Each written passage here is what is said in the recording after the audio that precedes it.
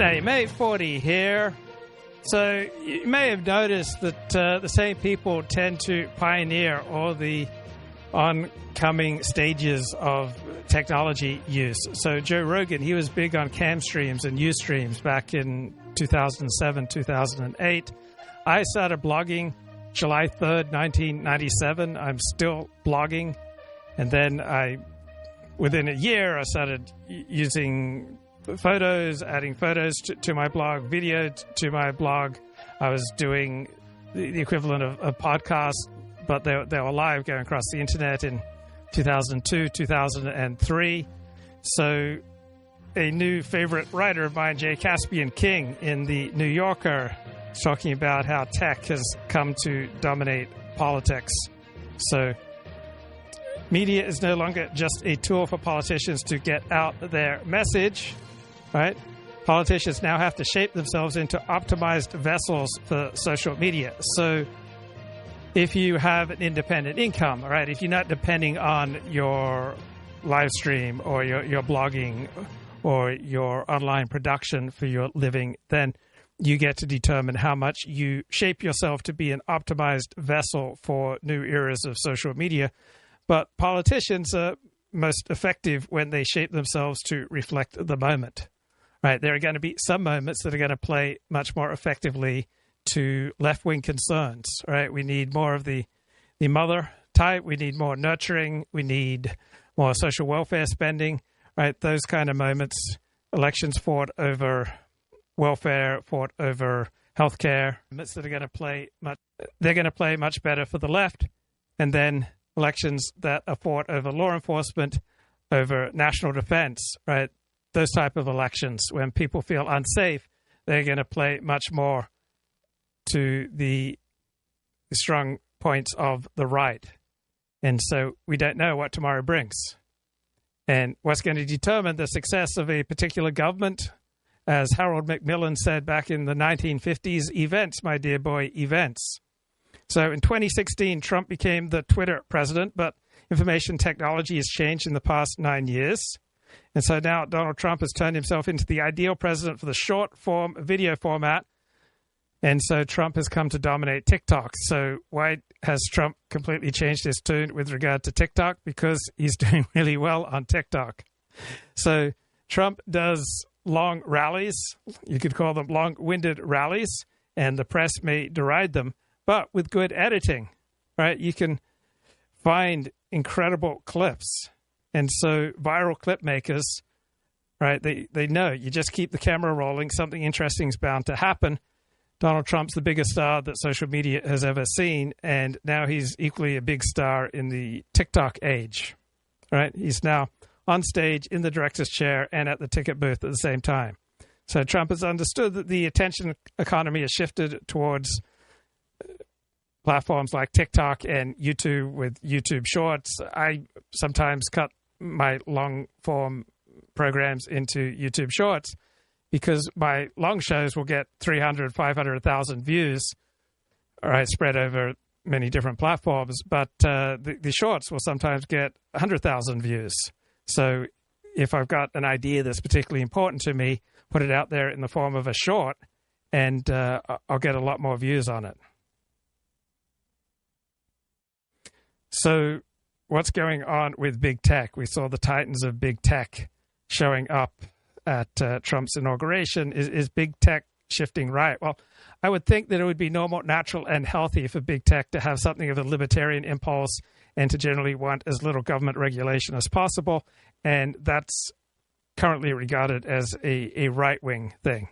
So rather than having to employ fact-checkers and extensive people who are going to monitor what goes across social media, it will obviously be more in big tech's favor to just have a more libertarian approach. So some cautious platforms won't go full Elon Musk. They'll hedge their bets. But we do see increasing expressions of free speech throughout social media. And I'm curious, when will the Washington Commanders of the National Football League turn back into the Washington Redskins? That would be a healthy development. So 4 years ago, Donald Trump was banned from all the major social media platforms, and now the owners of these social media platforms are showing up at his inauguration. So it was Elon Musk buying Twitter that began the journey into increased free speech online. And so we're entering the era of diminished fact-checking. And this is a good thing, right? Our online life may feel a little bit more scammy and conspiracy-brained, but the attempts to control disinformation, bigoted speech, or Trump himself should all be seen as failures that only further the suspicion that the liberal establishment was trying to censor and suppress beliefs of half the country, which was exactly what was going on from 2018 to 2021. The resistance has lost its voice.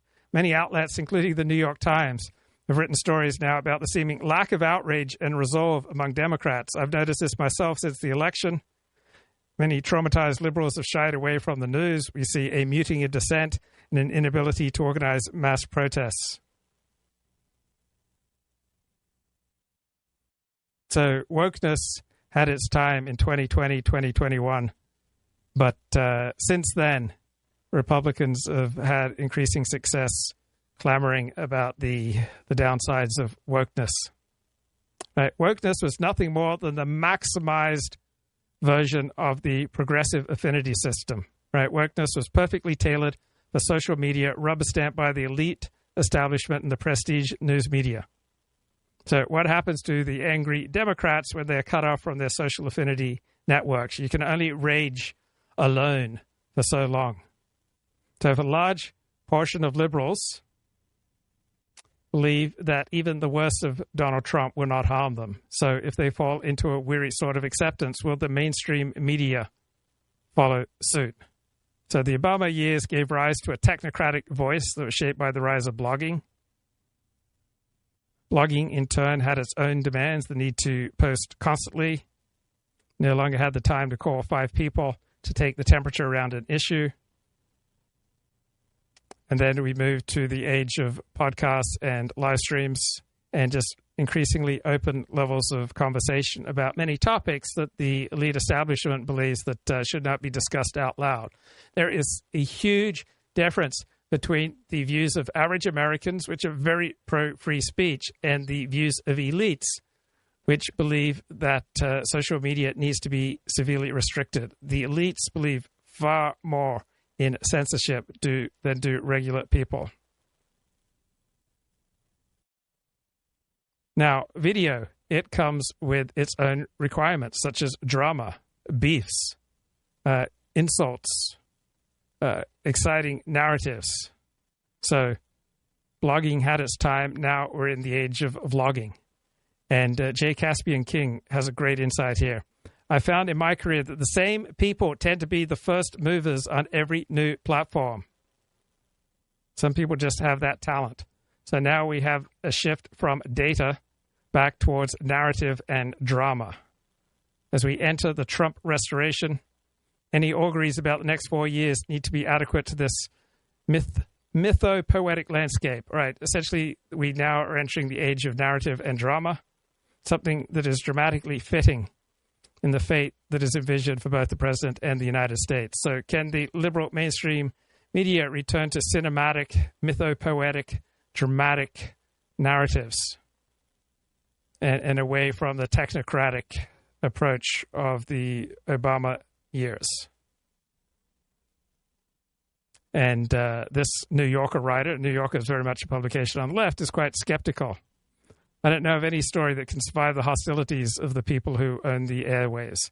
So if in 2017, a Trump associate such as Elon Musk had given a Sieg Heil-like salute that Trump gave this week on Inauguration Day, every news outlet would have multiple stories offering frame-by-frame analysis. Historians would be called in to provide context. Every social media app would be trembling with outrage. Liberal media's response to Musk has followed that template, but at a fraction of the expected scale. So the politics of calling everyone who's not on the left, a fascist, has not worked, and maybe the Democrats will move on to some new story. And this author sees more capitulation than strategy in the tempered response to Donald Trump's second term. Most liberals I know, he says, have chosen to log off and wait until the next election cycle. Who can blame them for not registering their outrage on the platforms of the men who lined up behind the Trump family at the inauguration? The trolls won the medium, and the country went with it. So in the contest between the news article and the comment section, the comment section has won the 2016 election and the 2024 election. So Adam Carolla is a pretty authentic voice of the people. Know you, and just can't wait to see you tee off on just the idiocy that happens in California and around the world. Here's a cut. I love this. This is you talking about, and the theory is that with the fires in L.A., people are going to wake up. As you described them, all these liberals that are up there on the cliffs enjoying the ocean and everything are going to wake up, and they could possibly be transformed. Here's a little bit what you said. These are all sitting around crying about Karen Bass, water pressure, how come the forest wasn't cleared of all the brush. You guys all voted for Karen Bass, the mayor of Los Angeles. You all voted for Gavin Newsom. And now you get what you get. All these people are now going to have to pull a permit to rebuild. And they're going to get the 28-year-old from the Coastal Commission telling them to go off. And then they're going to vote for Trump or whoever's Trumpian next. You see, they're going to get turned between the part where they go in initially and try to pull a permit to the time the first load of 2x4s is dropped off or their house formally stood. It's going to be 3 years. Still stand by all that? Yeah. Go in initially and try to pull a permit to build to the time the Los first Angeles, load of 2x4s. my whole adult life. I mean, I used to work as a contractor, so I was sort of on to the city and the regulations and the permits and that process for a long time. And I've always talked about it, and no one cared. And now in the last... So I started watching a lot of Adam Carolla over the past week, and one thing that's taken me by surprise is how many celebrities he knows. Like, he talks about texting Kevin Costner to come to a fight, his friendship with Peter Berg. Yeah, one of the best things about success is the high quality of people you get to hang out with. One of the worst things about failure is your reduced social options. Last 10 minutes, other people seem to talk about it, and people seem to care. Do you think when these guys try to pull this permit, do you think they'll slowly begin to realize these are the people that we supported, these are the rules, the regulations, these are the permits in order to save the environment, everything else, and then they'll go, well, we don't like it? Will they start to actually move towards the right or the center, or will they just simply make a few phone calls because they know enough rich people to be able to circumvent those rules and regulations that are put in place for all the rest of the common people?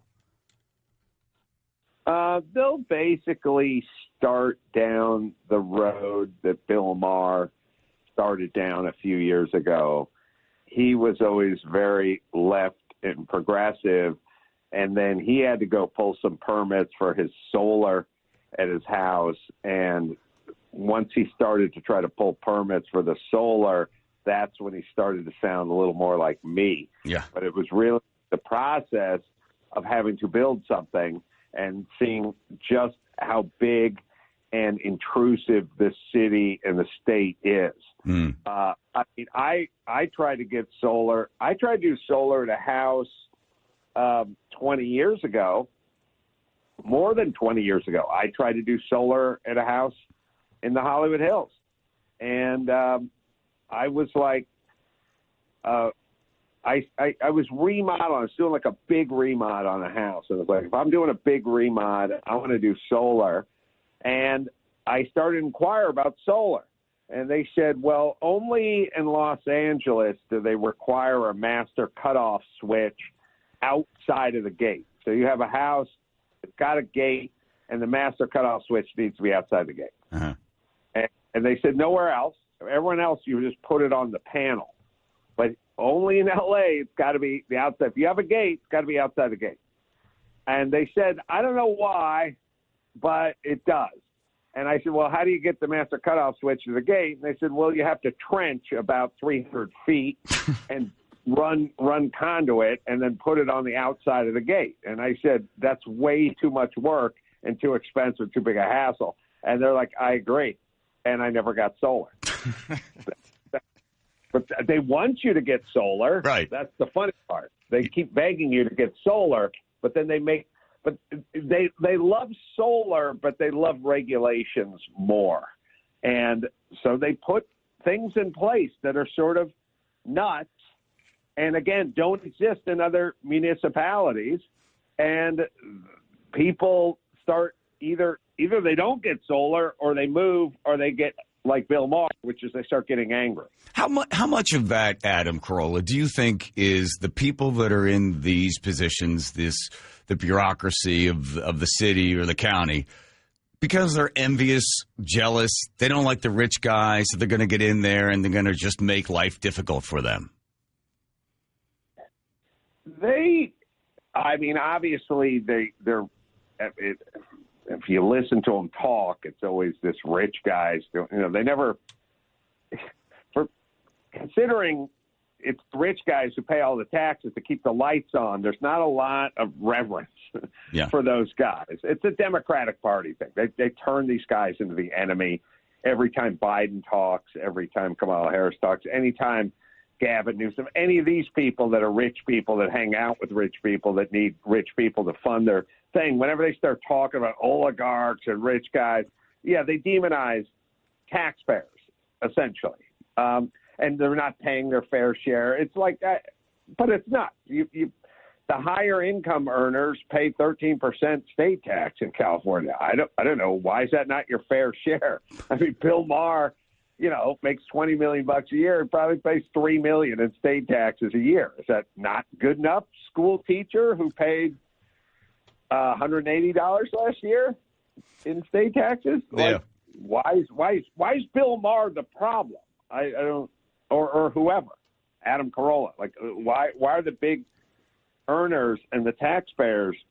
Why are they the issue? It's class warfare. Yeah.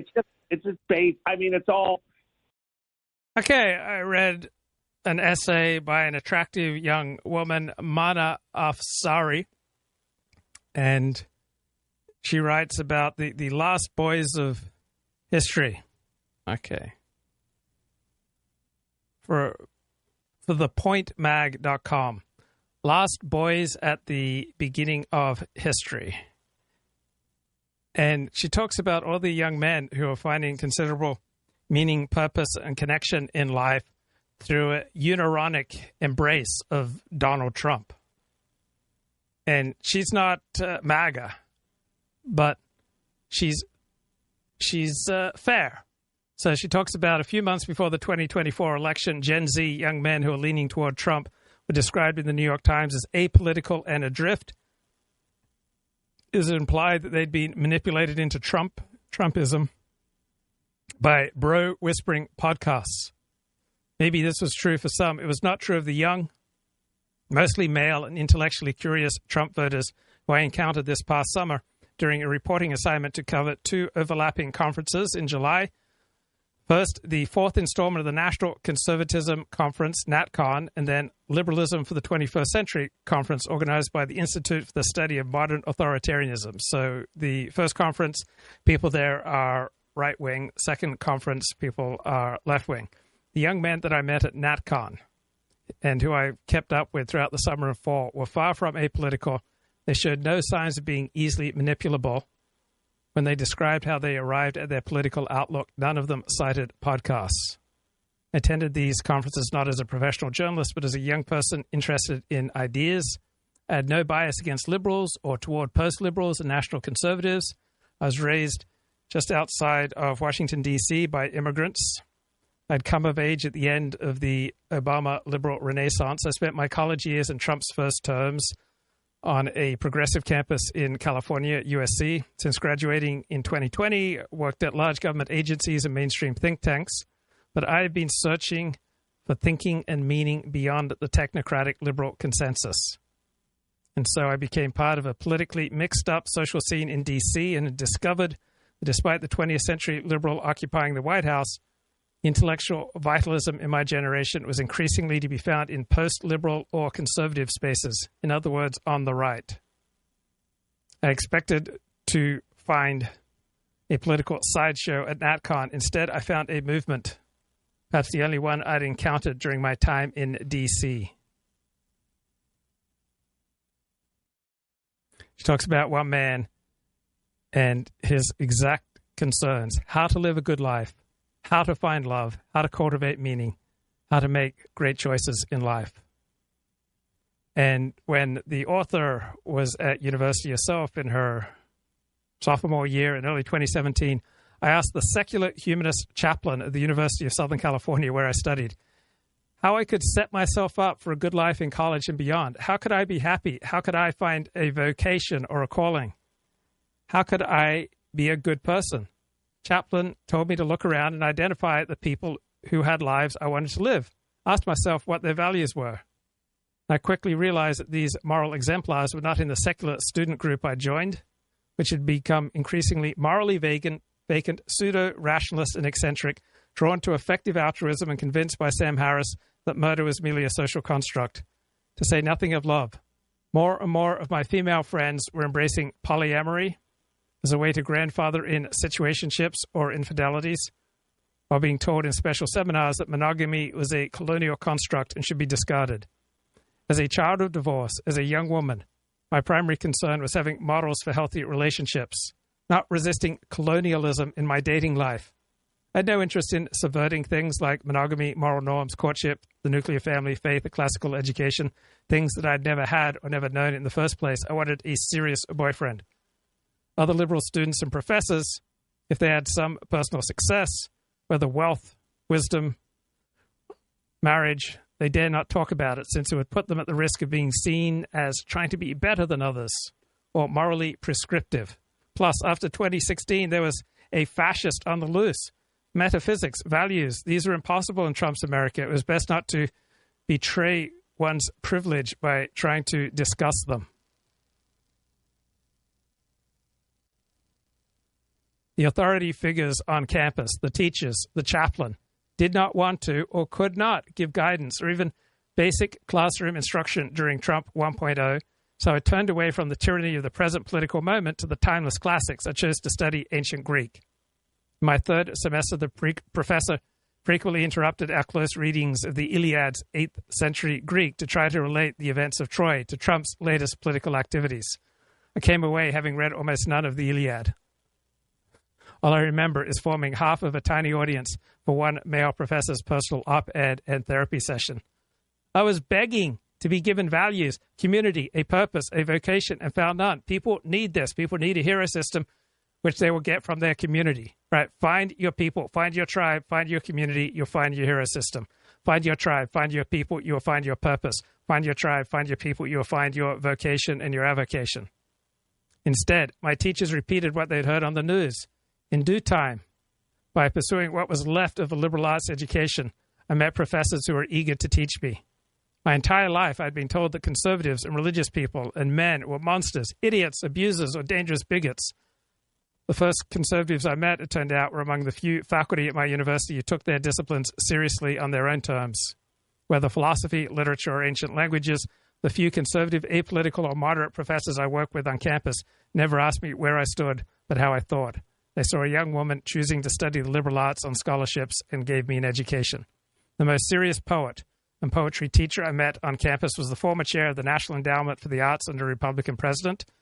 Other faculty criticized and dismissed him to me on this account. He was the son of Mexican and Italian immigrants raised in working-class Los Angeles. He didn't worry whether the canon he loved and discovered by luck, like me, was outdated or exclusive. We, both children of immigrants, were part of it. His happy half-century marriage was the first I'd ever seen up close. I wanted to be like him. He told me how scores of young men who took his general education course would come to his office hours looking for advice, how many of them didn't have fathers, how they felt marginalized and mocked by campus culture. Jordan Peterson realized this before anyone. He quipped. And then in her junior year, she went to study at Cambridge University on a research exchange where she met James Orr, a professor of philosophy of religion, and he introduced her to the National Conservatism Conference. And she reflects from talking to these earnest young men at the NACON conference. It's our common objects of love that stitch us together as a moral community. Yeah, find people you love, find connection, find community, find friends, create your own family, and from that you'll get all the morality and meaning in life that you need. Right? It's that shared horizon of affection that will keep you going, will give you reason to get up in the morning. It'll keep you writing those checks to the government without too much resentment for the neighbors benefiting from entitlements, welfare, and largesse. This is what made America great, Britain great, Israel great, India great. And it's what can make us all great again, a sense of commonality, a purpose, high social trust, high social cohesion, a sense that we're all in it together and share a common project. Every young man I recognized at the conference, and hundreds that I do not recognize, are enraptured. Whether it's the Yale summer intern, the aspiring law student, the millennial conservative think tanker. The mention of entitlements and welfare would have stood out to young conservatives 20 years ago, but not to the young men born during the Clinton and Bush administration. They raved to me about the references to history, love, and greatness. And her professor of religious philosophy says, what struck me in the Senate today, he tells the young American audience, was that your American Revolution was not a revolution. It was a restoration of the spirit of a people, its customs, its byways, its songs, its heritage, its history, its faith, its institutions. Restoration, not revolution. It's restoration. That is our most urgent task. It is the vocation to which every single one of you is summoned. Somehow the National Conservatism Conference, home to a movement emphasizing national loyalty, marriage, civic responsibility, religion, tapped into energies that felt fresher, freer, and wilder than the once natural home of soulful young men and women, the left or liberalism. The NatCons addressed questions of the heart. They recognized that the young need ideals and aspirations, and most of all, a vocation. Then the next day, she goes a mile down Massachusetts Avenue to attend a different conference, Liberalism for the 21st Century. Right? And it is put on by the left. It promises to counter illiberal ideologies and authoritarians. It's organized by an institution whose magazine is called The Unpopulist. I walk in and I see a sea of white hair, white heads shaking in disapproval on every other panel like parodies of 19th century conservatives, stayed unaware, too furious at the incomprehensible incomprehension of the young towards their legitimate authority to understand their own decline. Most attendees have professional reasons to be there, right? So you often go to synagogue and you find sometimes a lot of professional Jews, right? People are essentially paid to keep the Sabbath and keep the traditions, right? These attendees at this liberal conference have professional reasons to be there. Matthew Iglesias, Yeshua Monk, Jonathan Rauch.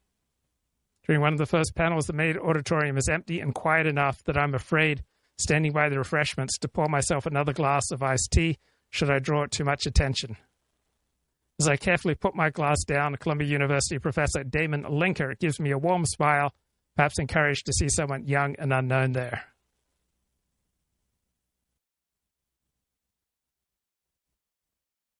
So the speakers talk about losing ground among a disenchanted global electorate. Panel after panel discusses the sociological, electoral, and material causes, but never the intellectual and spiritual causes of post-liberal politics. I overhear David French tell a huddle of rapt listeners that social science could entirely explain post-liberalism. The science says the more isolated people are, the more likely they are to be attracted to illiberal ideas. His prescription for combating populism is more thick friendships. The mood at the Liberalism Conference and the position of those athwart post-liberal progress is well summed up by a young man. As we applaud liberalism's most robust defense, he jokes loudly to his friend, "Yeah, woohoo! What are we going to do?" The NatCons may not know exactly who they are. Are they economic leftists who hate leftism, right-wing progressives who hate progress, moral traditionalists who praise the male libido? But they know what they're doing. They have a vocation. Does anyone else?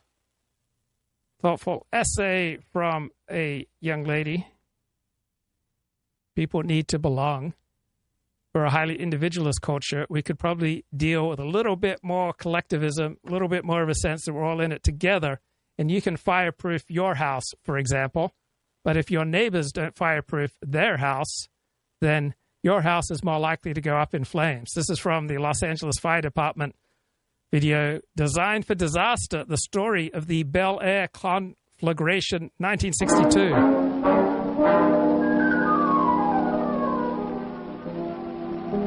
But even in such attempts to save individual homes, firemen are further thwarted by the loss of water. How can a modern water system properly designed to meet emergency fire conditions fail to function? Let's look at this simplified diagram of houses on a hill being supplied by a water tank above. When thousands of outlets are opened below the hill, water pressure is lost in the overtaxed main, regardless of the amount of water above the houses. Where the water supply comes from a distant location and supply pipes dead end on the hill, unnecessary use of too many outlets below the fire area simply drains the water out of the upper system. We have considered water, wind, and weather. Now there's the very real problem of how a house is constructed and where. Suppose we live in a house above the congestion of the neighborhood below, or in a stilt house built over the brush, or in a typical home with a combustible roof, wide, low eaves to catch sparks and fire, and a big picture window to let the fire inside. Under any such conditions, there's not much of a chance.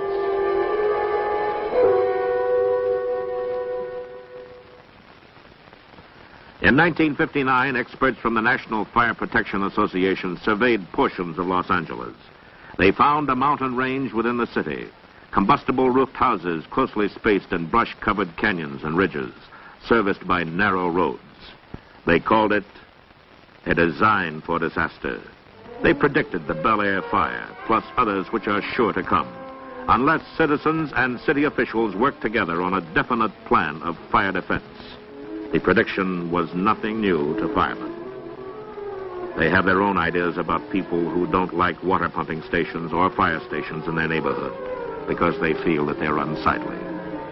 Or homeowners who refuse to cut brush away from homes because it mars the natural beauty of the hill.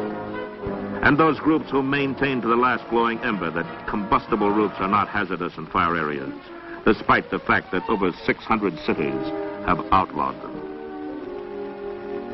Firefighters are thankful that such is not the thinking of the majority of citizens. But it does not take a majority to start a fire or to feed a conflagration that burns out the careful along with the careless. You are only as safe as your neighbor.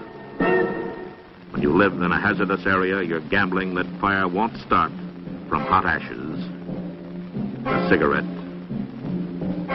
children with matches, a faulty chimney, auto accidents, a firebug, fallen wires, or lightning.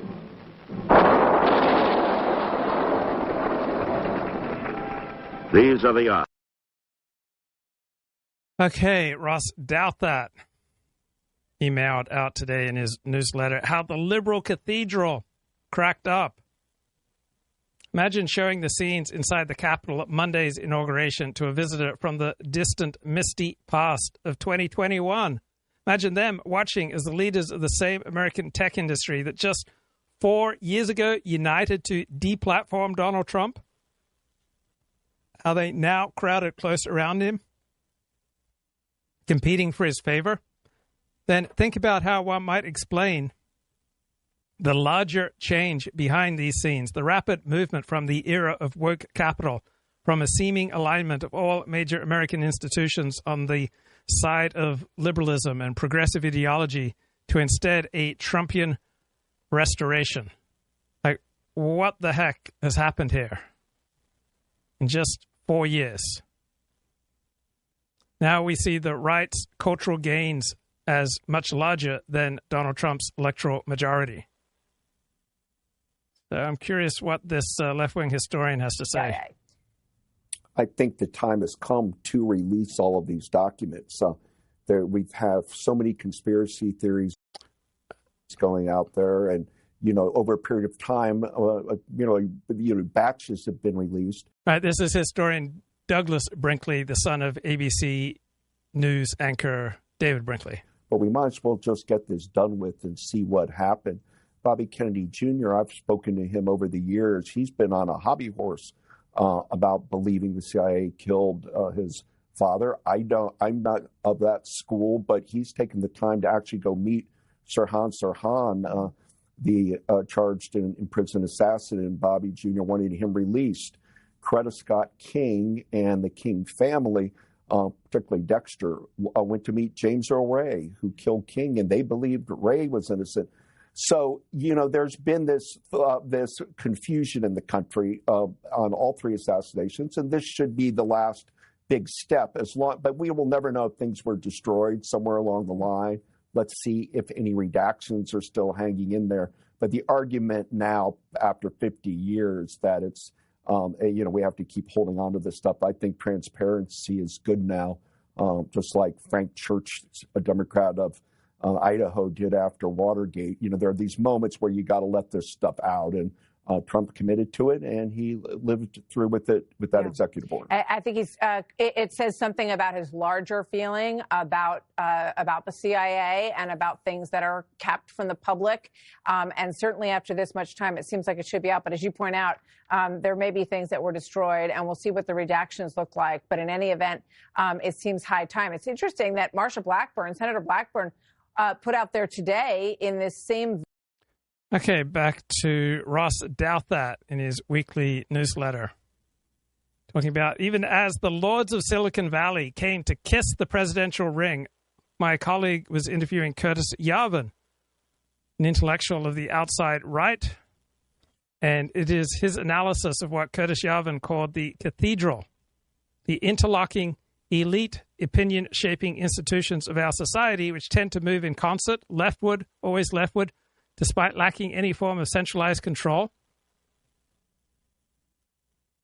So, more ideologically uniform across different institutions, universities, foundations, media, tech companies, corporate HR departments through the 2010s, more ambitious and radical in the ideas that it embraced, more lockstep in the way those ideas were propagated, and more inquisitorial. Have you committed a disinformation, my child? More in the control is seen prepared to exercise through the social media companies, especially over American discourse and debate.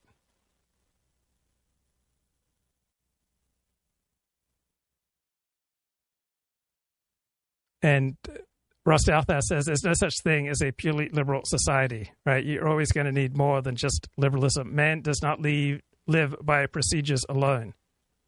So liberalism plus democracy plus nationalism, liberalism plus religion, right? Liberalism and nationalism tend to work fairly well together. But how is the cathedral enforcing its power? Is it using a soft touch or a harsh touch? And we saw during COVID an increasingly harsh touch, bad touch, unsafe touch. So the cathedral had enormous power as long as it was in a soft phase. But once it entered the hard phase during COVID, then you got the bases for a revolution against the cathedral. Right, so now the vibes have shifted against liberals and progressives, but we haven't yet fundamentally undermined their cultural advantage. There's no existing version of the right that seems to be ready for its own form of rule. Populism is a blunt force weapon that tends to win elections, doesn't tend to be effective at governing. The AI models that may direct the future all lean distinctly left. But as long as the cathedral exercised a light touch and a gentle hegemony, as long as its power was exercised subtly and indirectly, right, these are all the hallmarks of a consensus built to last. But then during COVID, right, this consensus became a lot harsher it became explicit, right? It wasn't necessarily there staring you in the face. Many people wouldn't even be aware of it. And then during COVID, right, your average American citizen couldn't help but confront it. There's a Netflix documentary series on the Jerry Springer show that I want to discuss. Jerry Springer. This is very unremarkable. We have a nice surprise for you today, okay? So Dennis Prager knew Jerry Springer, and he knew that Jerry Springer intended to do a high-minded talk show. But Jerry Springer ran into some trouble. You are going to meet your daughter, Sandy, who you have not seen in 35 years. He had a completely unremarkable There was nothing show. about Jerry or the show that stuck out among the literally dozens of talk shows that were flooding the market at that time. It was just one more show. Next time, take care of yourself and each other. So my show rated the most highly, the more Jerry Springerish it became. All right. When we just had like crashes, like people were just crashing against each other on the show, then it was incredibly compelling. But I couldn't keep doing that because I realized it was really bad for people. Ratings for talk shows always matter. And if anybody said that anything else mattered more, they're lying to you. Every morning, you would get what was called an overnight sheet, and it would have all the talk shows listed and what they would do. You always wanted to... Oh, so when you look at this sheet that they show you here, oh, come on. Oh, okay. Would have all the talk shows listed and what they would do. Okay, so look very carefully here. So at this time, Jerry Springer had the worst rating talk show, and the second worst rating national talk show at this time was Dennis Prager. So Dennis Prager had a nationally syndicated TV show here. See him at the very bottom?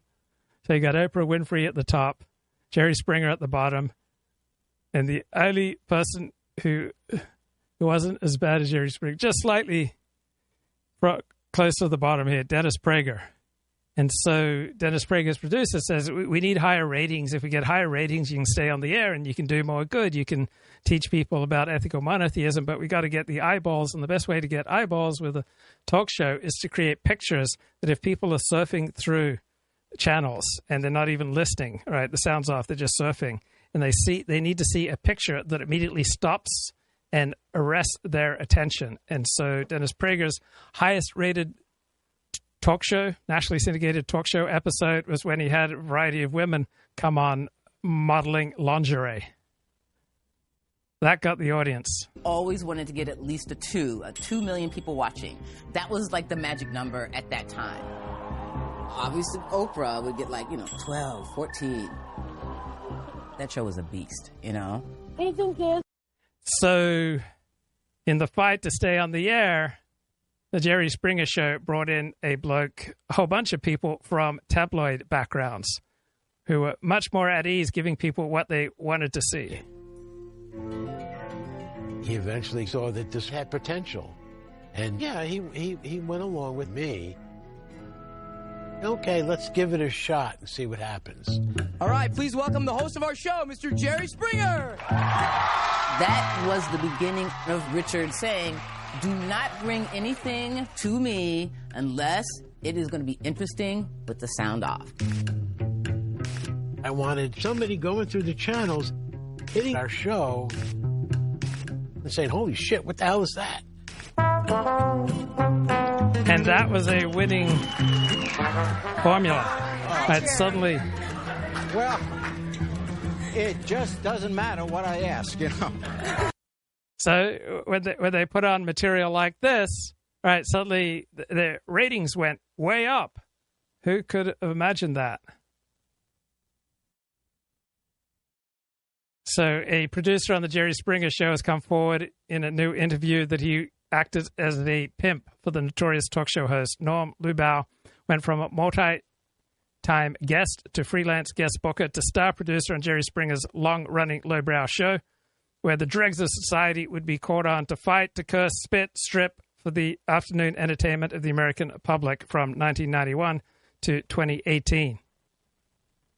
And he says that they would often hire fake guests who are eager to sleep with Jerry Springer after the show.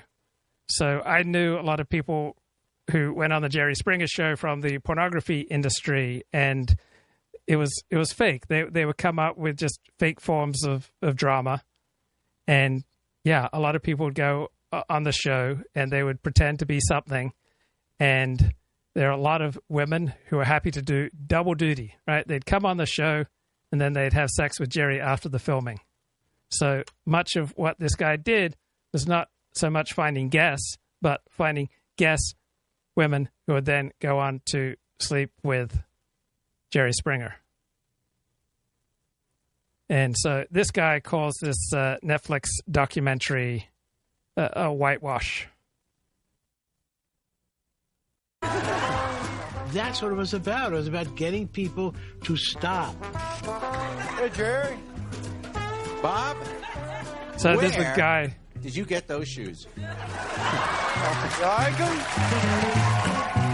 So one of the guests left his wife, left his 2 daughters, and married his pony, and had a full-on intimate relationship with his pony. It started out to be a very funny, sexy kind of show. Basically, anything I could get away with at 2 o'clock in the morning. I would, but I'm on a diet. You might see some tits. You might see, somebody doing a rap. It's like a party.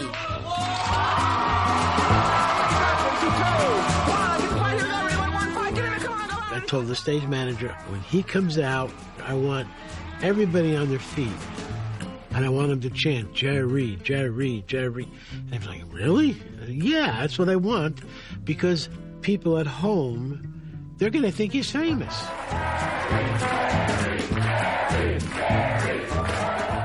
That was kind of, I think, the beginning maybe of the metamorphosis of the show, was the fact that we kind of made him a little more fly. You know what I mean? The one thing about Jerry is he had a tremendous sense of humor, and he had a tremendous sense of timing. Come on out. And you could see the passion he brought to the audience. Any thoughts about which woman is here to confront you from your past? It could be anybody. Anybody? Hey, Mike, huh? Suddenly, he loosened up, and that's what made it work. He made it work. Yeah, people wanted to watch shows about men who married their horses. Can't do that. You'd be living in the office, 6 days a week, days and nights, like 10, 12, 14 hours a day, easily. And that sort of pressure cooker was really difficult, because there's some stories which probably went too far. Okay, help me. This is an episode, I'm pregnant by my brother. out here. You honestly think it's okay that a brother and a sister sleep together? Yeah. Let's meet your brother who made you pregnant. David. Right, and then the brother who made her pregnant comes out, right? Many of the people on the show had real problems. But the way to get help for serious problems is not to go on a national television show in front of an audience where you're being jeered and ridiculed. You made her pregnant. You didn't mail it in. You slept with her, right? Yes, I did. A lot of the guests were earnest. They literally did think they were coming on to solve a problem. You wouldn't believe how many people said to me on the television. So many of these producers for the Jerry Springer Show would just hang around the porn industry and porn industry functions because the porn industry was a great place to get freaky guests. It was a great place to find people who are willing to say or do anything to get on TV. Telephone, I can't wait to meet Jerry. I really hope he can help me with this. Jerry didn't help anybody with any of it. He just stood there and did his thing. You say you still love her? Yes. You tell her how sorry you are that you ever slept with her. She is your sister, for God's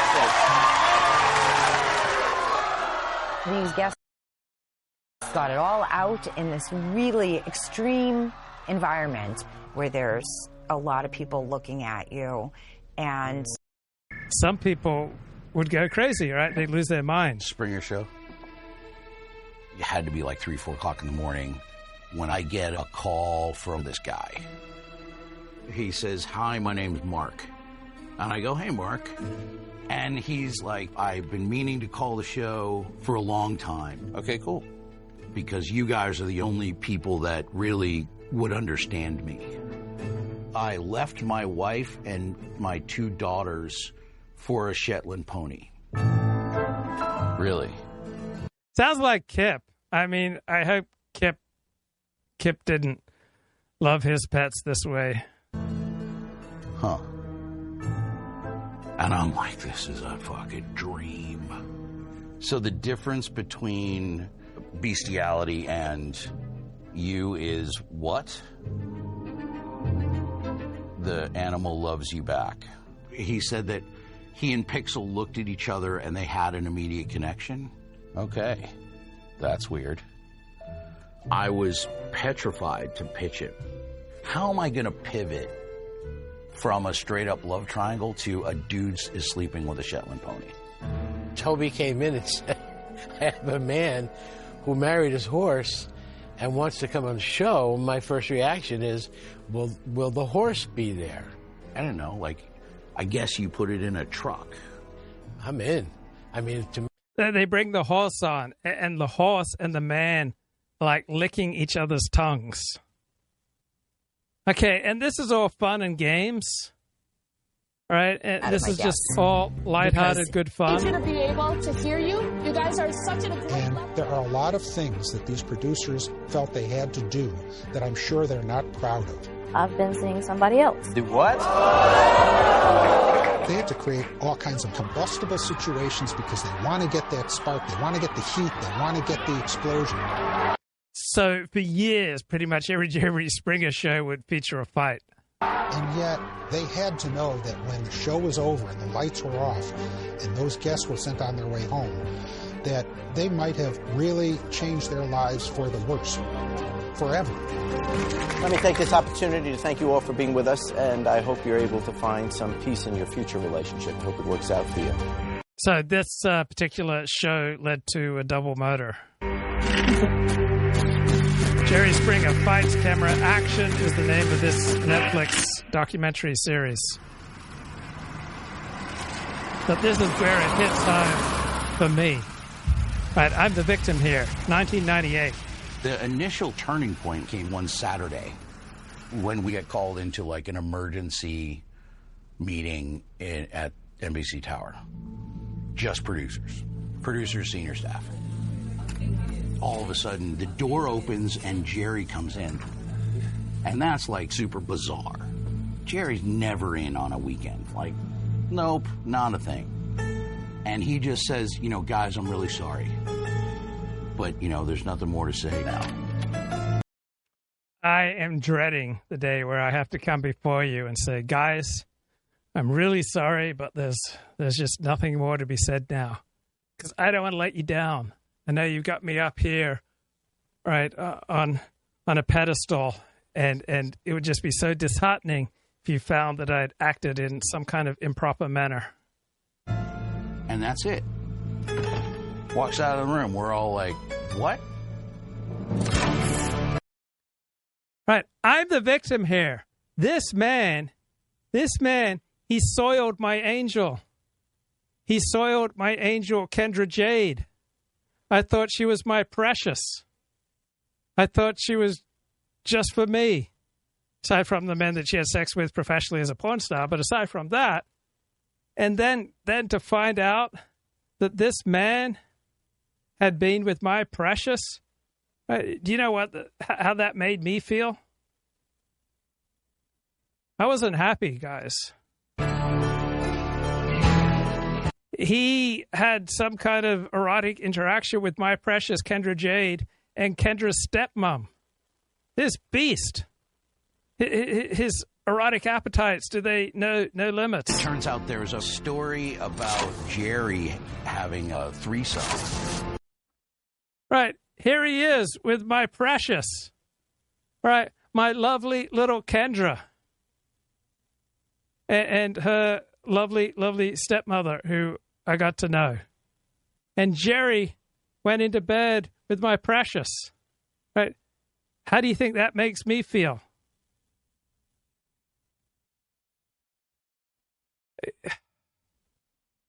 I'm the victim here. With some guests from the show. I'm like, there's no way. Some guests? That was my precious Kendra Jade. There's no way. They're lying. And then I saw the pictures. Right. Here, I have to endure this, spread over tabloid papers around the world. Right. Here's Jerry with my precious. Right. This just ricochets across all the tabloid papers. My precious is in a tabloid scandal. My darling 18-year-old Kendra Jade. My God, I was only 32 at the time. I mean, here's Jerry. I mean, I would have thought that Jerry Springer would be much more morally upstanding than this. Oh, it's just There's so no awful. Way. There's no way. They're lying. But there's proof. Then I saw the pictures. It was a setup. Right? How do you think I feel having to endure this kind of publicity? I mean, it was one thing to share Kendra with like the 60-odd guys that she would work with professionally, and I understood that she also saw Leonardo DiCaprio on the side, but Jerry Springer as well with her stepmom? I mean, that's Kendra, that's her stepmom, that's Jerry. My precious. Oh, it's just heartbreaking.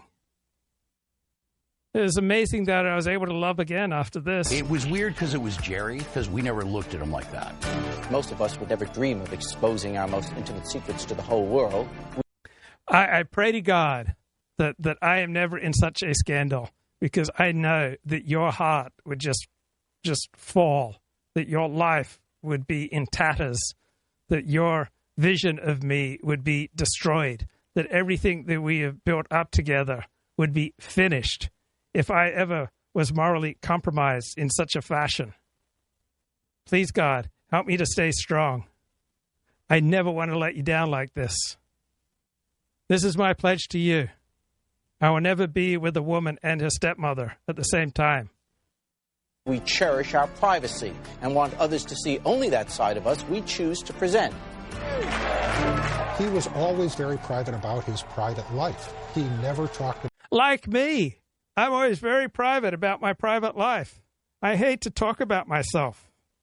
About his ex-wife, the relationship that they continued to have, and the circumstances of his custody with his daughter.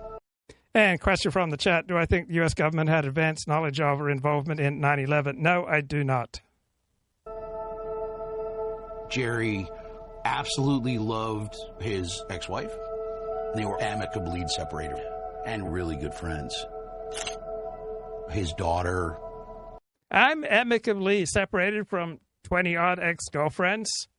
I'd hate to be exposed like this. Had some disabilities. And Women with disabilities just love me. I don't know why. I just have really high ratings among the disabled. He put her up on a pedestal. How's your daughter doing now? And I know you put me up on a pedestal, and sometimes the responsibility is just too much. Sometimes I say, Lord, take this cup from me. I cannot drink it to the very dregs. Yeah, to the audience. Jerry was a sweet man, right? When he wasn't whoring around, he was a very sweet, tender, gentle, sensitive soul, much like myself. Jerry was a stand-up father and husband. And then, right, this is bad for the Jerry Springer show, but what about me? How do you think I feel seeing my precious Kendra Jade, like, tickling Jerry Springer and seeing Jerry receiving lip service from my precious? So he got very lucky that it just kind of fizzled. I mean, if it had happened now, it would have been a canceled moment. For sure. You know, the guests are the guests. They've got their own problems.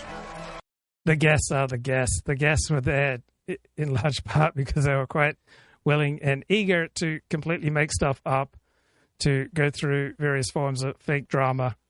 And I know this firsthand. And I also knew firsthand that Howard Stern was not the squeaky clean, monogamous figure that he portrayed himself as during the 1990s, because Kendra Jade would tell me that, you know, she would play with his penis under the table when she'd go on his show at the same time that he's talking about what a family man he is. Going and how much it would have taken to help, say, the people of Maui. For $5 billion, everyone could have got their home back and everything could have been settled. And no, nothing's been done. But yet we keep sending money to these other countries. We have not forgotten about the people of Maui nor the people of East Palestine, as today we focus on the people of North Carolina. We will never leave you and we will never forsake you. We are with you. And we are with the Democrats, too. Infighting, panic, blame. A special report from inside the Democratic Party's epic hangover. With 2024 in the rearview, high-ranking Democrats are finally arriving at the hard truth, and disarray doesn't quite cover it. What can they do now? Depends on who you ask. James Pogue here. This audio story was produced by... Back to the same well of on-message orthodoxy. They won't spend tens of millions on ads enriching the same cast of consultants and operatives. But by 2024, Democrats had gone back to exactly this well of orthodoxy, and even the same set of trusted campaign pros like David Plouffe to preach it. Can you run just an incredibly intensive presidential campaign as if you were running a dead-heat battleground state governor's campaign? He asked before the election. And I think we can. The great looming risk of a second Trump presidency had made party leaders visibly averse to risks of any other kind. Toward the end of his speech, Sanders raised a finger and wagged it in that faux hectoring way of his. "Let us be very clear," he said. "This is not a radical agenda." A couple of older women near me cheered, and a tentative swell of applause rose up in the arena before people seemed to realize this wasn't supposed to be an applause line. "Let me tell you what a radical agenda is," he said. "Trump's Project 2025. On the second night of the convention, I stopped at a small gathering at a lakeside franchise of Harry Carey's steakhouse. I was looking to talk to Jamie Raskin. In the past few years, the Maryland congressman has taken roles on the House Special Committee investigating the January 6th riot, and as the lead impeachment manager charged with prosecuting Trump for insurrection in his trial before the Senate. He has emerged, at least in the liberal media sphere, as a symbolic leader of the effort to defend America's institutional stability and constitutional order. Raskin was swarmed by a crowd of fans and hangers-on inside the bar, so I had a beer outside, chatting with a woman from Orange County, California, who owned a company that did something in the field of biotherapeutics. She caught the eye of Michael Cohen, the former Trump fixer turned inmate turned... Have you guys ever done MDMA? Because I see a story here. It might really help you. How a dose of MDMA transformed a white supremacist. So Brendan was once a leader in the U.S. white nationalist movement, but when he took MDMA in a scientific study, it radically changed his beliefs to the surprise of everyone involved. Now, I'm sure it wouldn't do the same for everybody, but an experience with how nice it is to be touched is transforming. I often notice when I'm teaching the Alexander technique and there is something called a table turn. So much of the work is done helping a person stand up, sit down, because in the folding and unfolding of your limbs, there is enough of a stimuli that your habitual habits of tension, unnecessary tension, and compression will demonstrate themselves. But usually towards the end of a lesson, Alexander teachers will often give something called a table turn, where the student will lie down on the table on their back, and you'll support her head, say, with the book half an inch, an inch and a half thick, depending on what she needs. You just want to keep the head level. And so often when it comes time for the table turn and the student just lies down, and I bring my hands to the back of her head and to her neck to help her notice and let go of unnecessary tension. And as she lets go of that tension, with women in particular, I notice that like tears just start to flow. Right? When you stop holding, when you stop tensing, when you stop pulling down, when you stop contorting yourself, you can open yourself up to some unbelievable experiences, and you'll never know who you are when you initially let go of all this unnecessary tension that you've been carrying around with you for years, because we know ourselves by our habitual tension patterns. So as a young man in this double-blind trial named Brendan, and he'd written in bold letters, "This experience has helped me sort out a debilitating personal issue. Google my name. I now know what I need to do." So they Google his name, and they see that this guy has been the leader of the U.S. Midwest faction of Identity Europea, the notorious white nationalist group rebranded in 2019 as the American Identity Movement. And so the woman running this study was worried she'd just given a drug to a disgraced white supremacist and had apparently inspired him to do who knows what out in the world. If it's a matter of him picking up an automatic rifle, we have to intervene. Well, a murderous spree turned out to be the opposite of what Brendan had in mind. He realized that what he had to do was love. Love is the most important thing, he told the baffled research assistant. Nothing matters without love. So this drug helps many people feel love. This drug will change somebody's beliefs and thoughts. And so the author wrote a book here, I Feel Love, MDMA and the Quest for Connection in a Fractured World. So MDA can help address trauma, substance use disorders, depression, eating disorders. I have close friends who underwent ketamine therapy. So they would get ketamine, and it was in conjunction with talk therapy, and it absolutely helped them to overcome debilitating levels of depression. So MDMA will often encourage people who are somehow primed to see the world in one way to reconsider their ideology.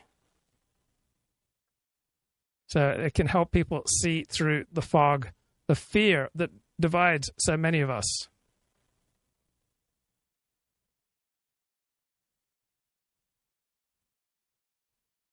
And so this guy, Brendan, right, 30 minutes after taking the pill, he started to feel peculiar. And then he thought, wow, this is going to jeopardize everything I have in my life. And then this research assistant was conducting an experiment, and he tickled Brendan's forearm with a brush. And I noticed it was making me happier, the experience of the touch. I started progressively rating it higher and higher. As he relished this pleasurable feeling, a single powerful word popped into his mind, connection. And then it seemed just so obvious, connections with other people were all that mattered. This is stuff you can't really put into words, but it's so profound. I conceived of my relationships with other people not as distinct boundaries with distinct entities, but more as we are all one. I realized I'd been fixated on stuff that doesn't matter. It just so messed me up. I'd been missing the point. I had not been soaking up the joy that life had to offer. And so then he reached out to a Chicago Antifa faction. And he told him that MDMA had made him want to prioritize connecting with other people above all else. And Brendan hired a diversity, equity, and inclusion consultant to advise him.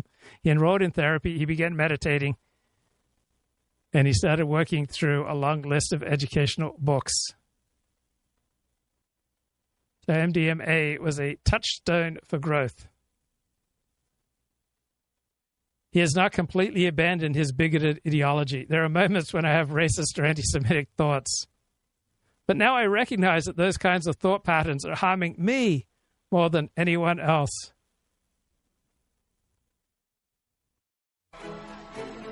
So you don't cross that line.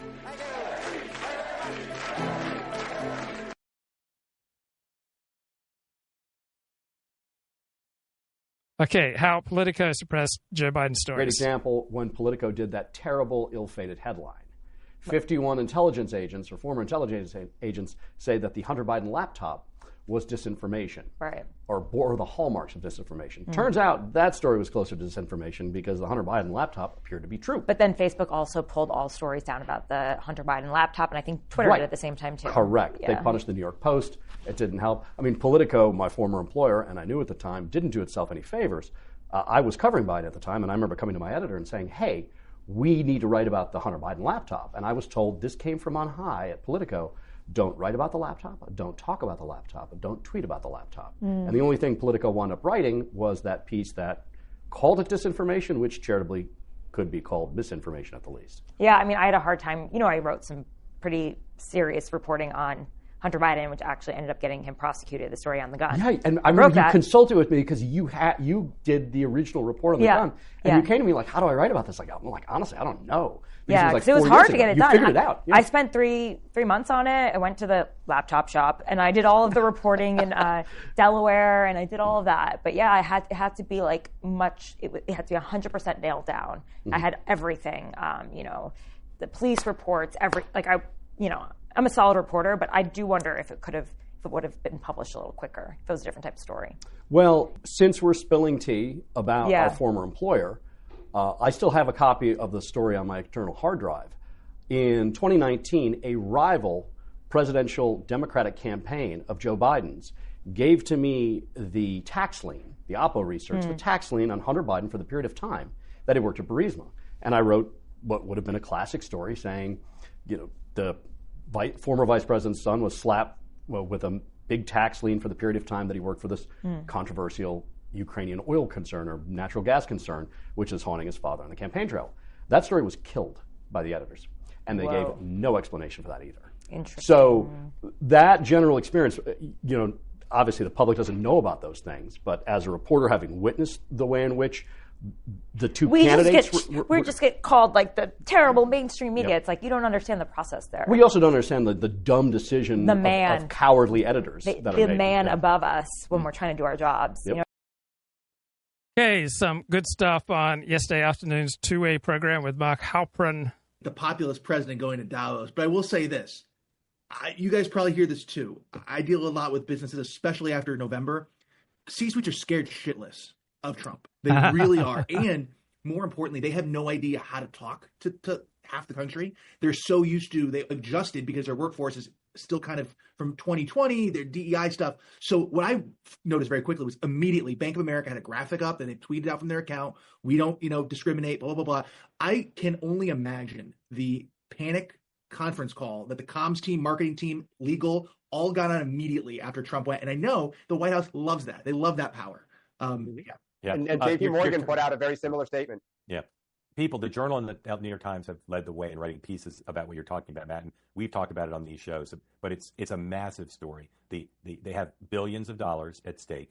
They recognize now that their liberal employees and their liberal customers are going to have to take a back seat because for survival and market share, they're just going to have to switch. I mean, the cancellation of the DEI in the private sector before Trump did it is a massive story. And as Matt suggested, it's not being done on a whim. These are endless meetings with all the departments, legal, PR, investor relations, HR. Like, how can we get right with Trump? And it is going to be a 4-year story, certainly for the next year, especially.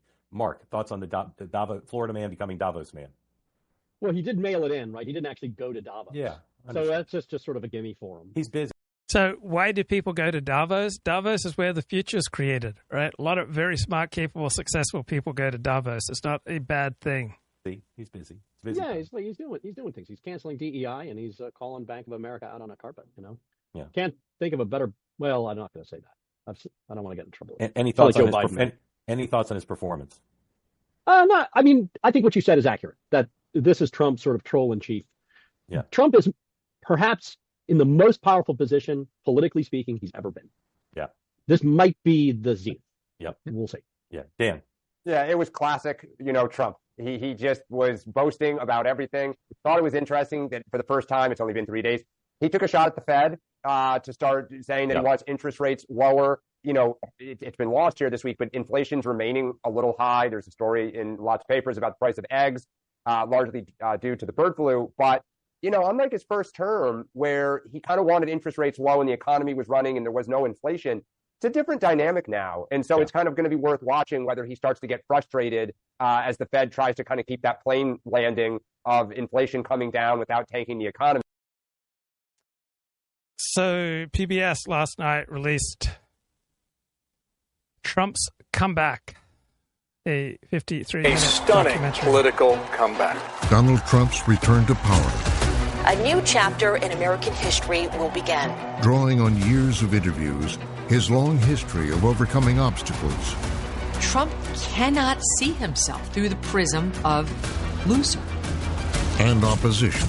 His second presidential campaign was a revenge tour. Now on Frontline, Trump's comeback.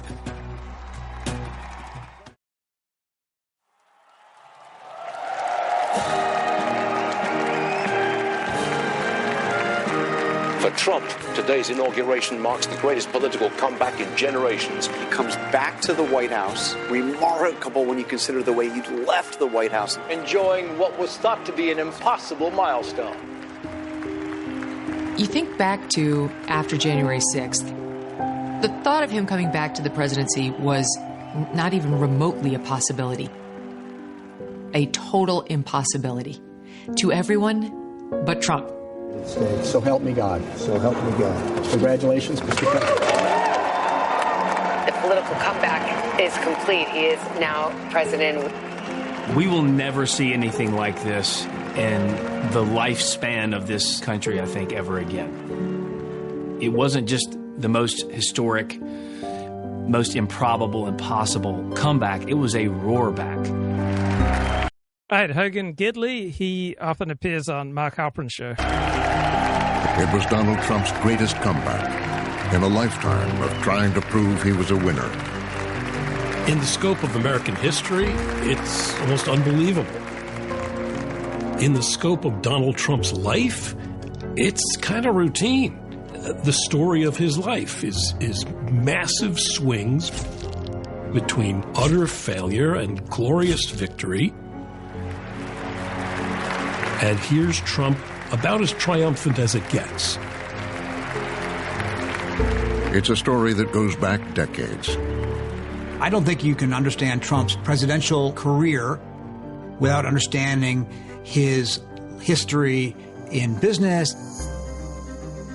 in entertainment, his life story in New York, his father and the family that he grew up in. For him, winning is everything. His supporters that stay with him, they just know that that's not the America that they want their children to grow up in.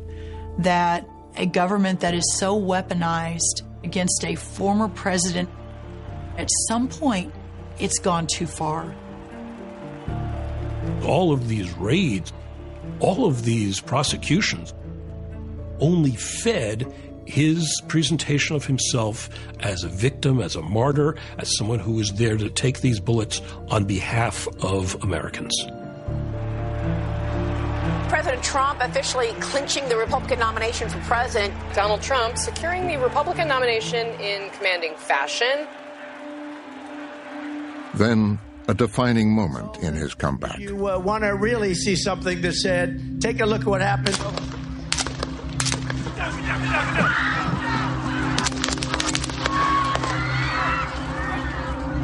You never know when you're in combat and shot at or shot how you will react. The strength of your character and the fight within you is tested in moments like that.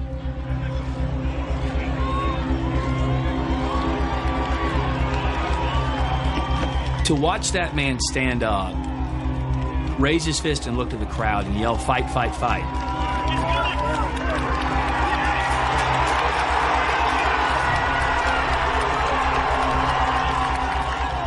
He was so defiant in that moment. I think a lot of people woke up to the fact that Donald Trump isn't just here to stay, but he's here to fight on their behalf. In that moment, I said, he just won the election.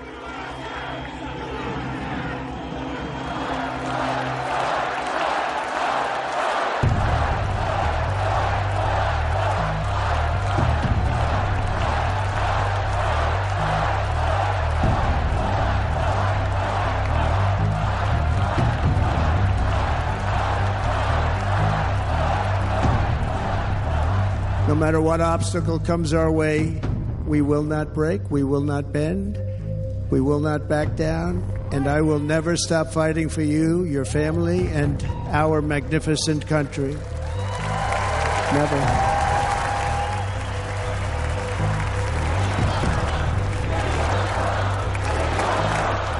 He had been shot at, indicted, convicted, and had to face a new historic opponent.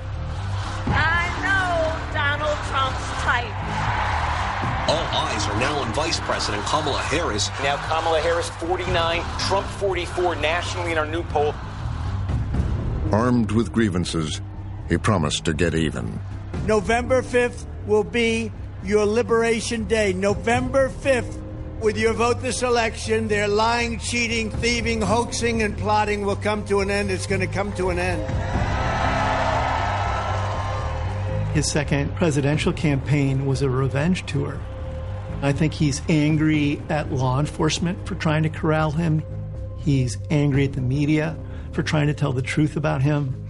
He's angry at Democrats running against him. He's mad at life for not seeing Donald Trump the way that Donald Trump sees himself. And he is going to want to exact a certain amount of vengeance on all of those camps. As the election approached, Trump rallied more and more supporters to his fight. That group, like tear it down, the system doesn't work for me, is now no longer the more working class voters who have been left behind by industrialization and so on. Now it's young people under the age of 30 who can't get a mortgage or feel like they can get married and have a kid because inflation's so high and they can't go to the grocery store anymore.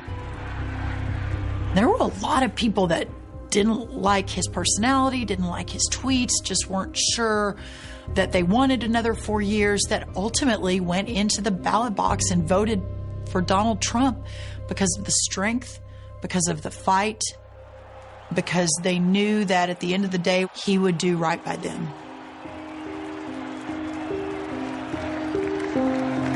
It was the ultimate comeback. A stunning political comeback. Former President Trump once again becomes President-elect Trump. State by state, President-elect Trump is on track to win every single swing state. President Trump surprised across the country, across every demographic group. We've achieved the most incredible political thing. Look what happened. Is this crazy?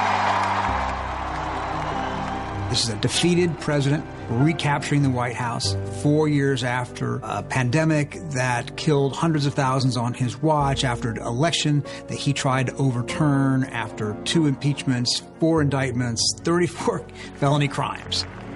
Trump won the presidency and a get-out-of-jail-free card. He has now been gifted legal immunity. After winning an election, the federal cases all go away. In his hush money case, unconditional discharge covering all 34 counts.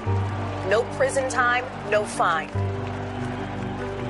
Whether you like Donald Trump or don't like Donald Trump, you have to be struck by his ability to come back from this. For those who thought it might just be an aberration in American history, a fluke who won in 2016, he's proved them wrong.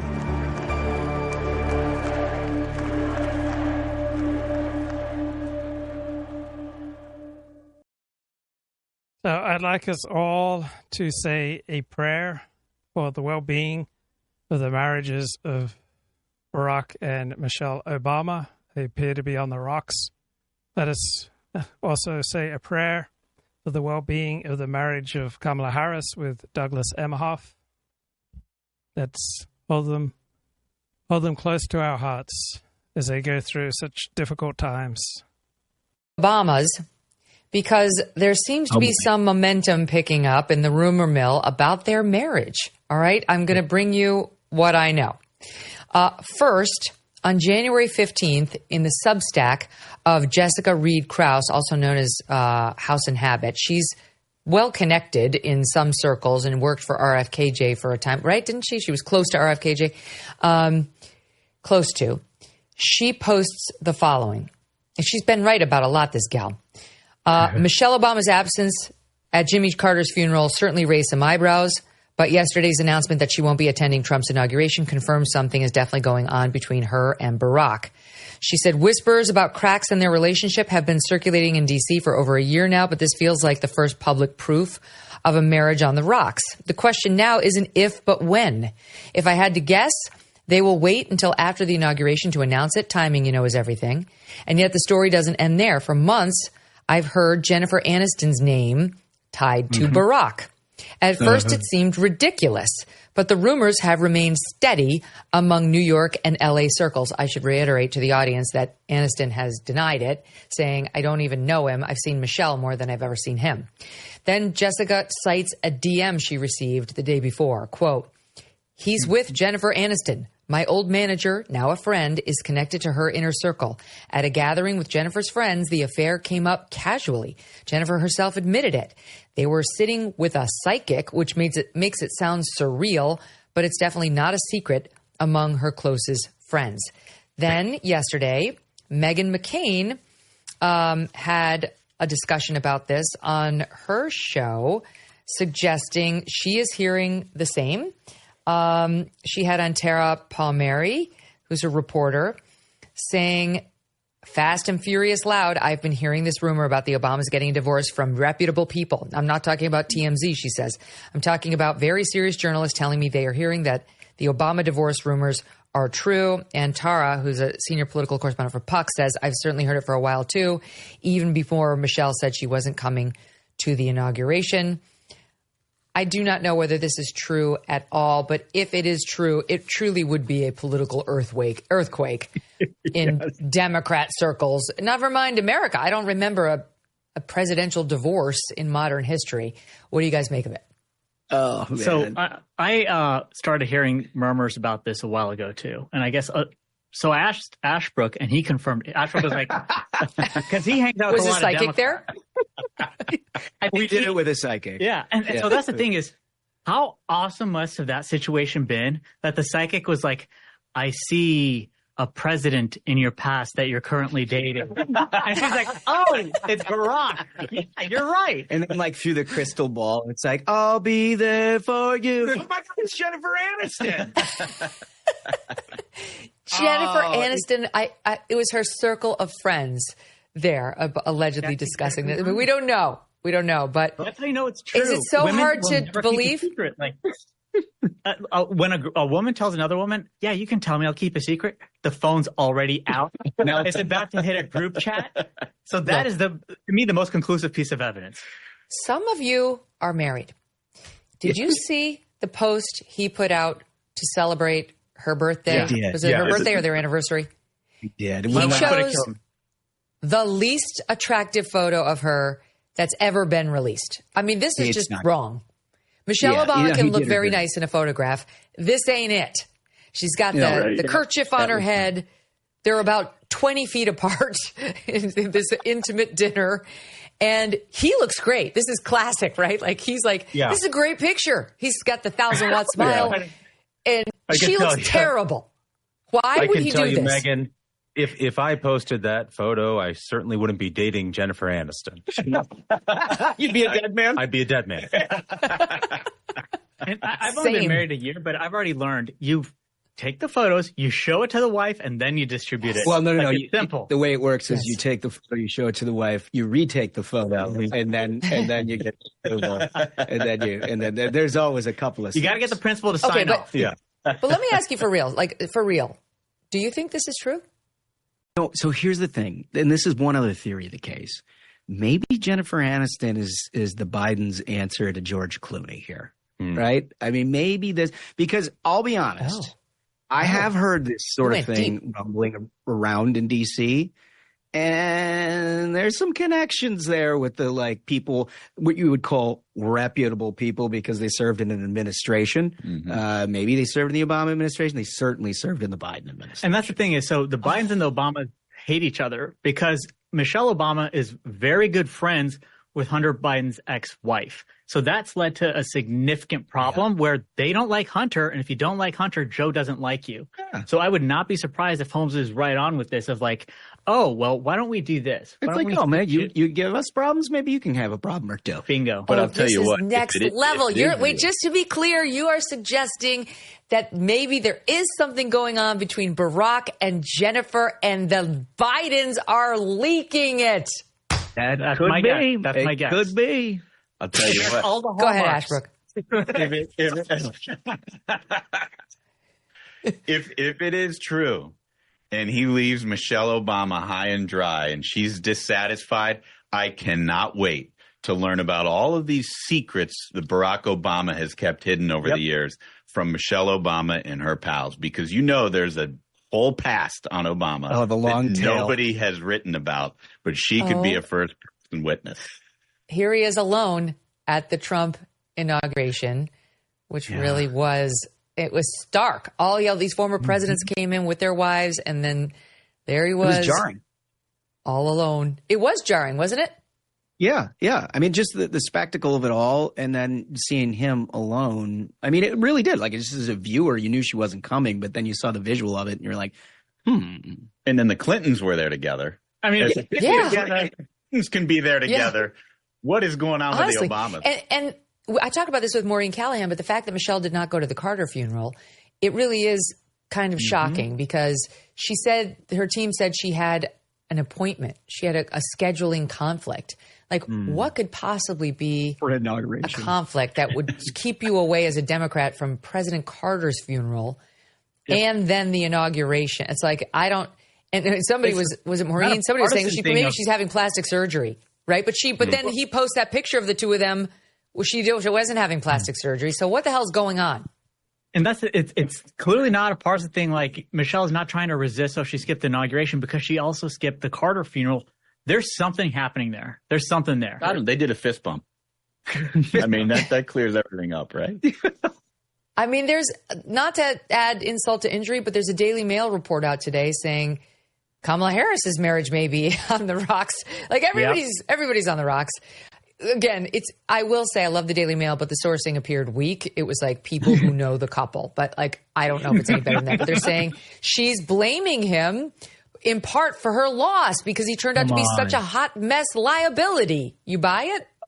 Oh my gosh. Well, we do know Dougie Emhoff's got a bit of a temper, right? I mean, there's some stuff that came there that was problematic. I also think like this is a guy who is so used to running his own world for so long, and then all of a sudden he's just sort of like basically a bag boy during the course of a 6-month election. Hold the person, shut your mouth. Like, I can't imagine that went over terribly well. The second gentleman. Yeah. I love the idea that it wasn't the economy or the open border or like Joe Biden being a dementia patient or like you going on The View and saying, I wouldn't change anything from the last 4 years. That isn't the reason you lost. It was Dougie.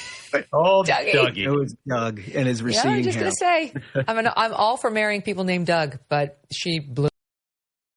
Now, Barack Obama married Michelle Obama for political reasons. He needed to marry a fully black woman to boost his black credentials, right? He could not marry anyone but a black woman if he wanted to have a thriving political career.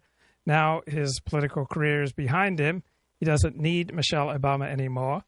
Kamala Harris also needed to get married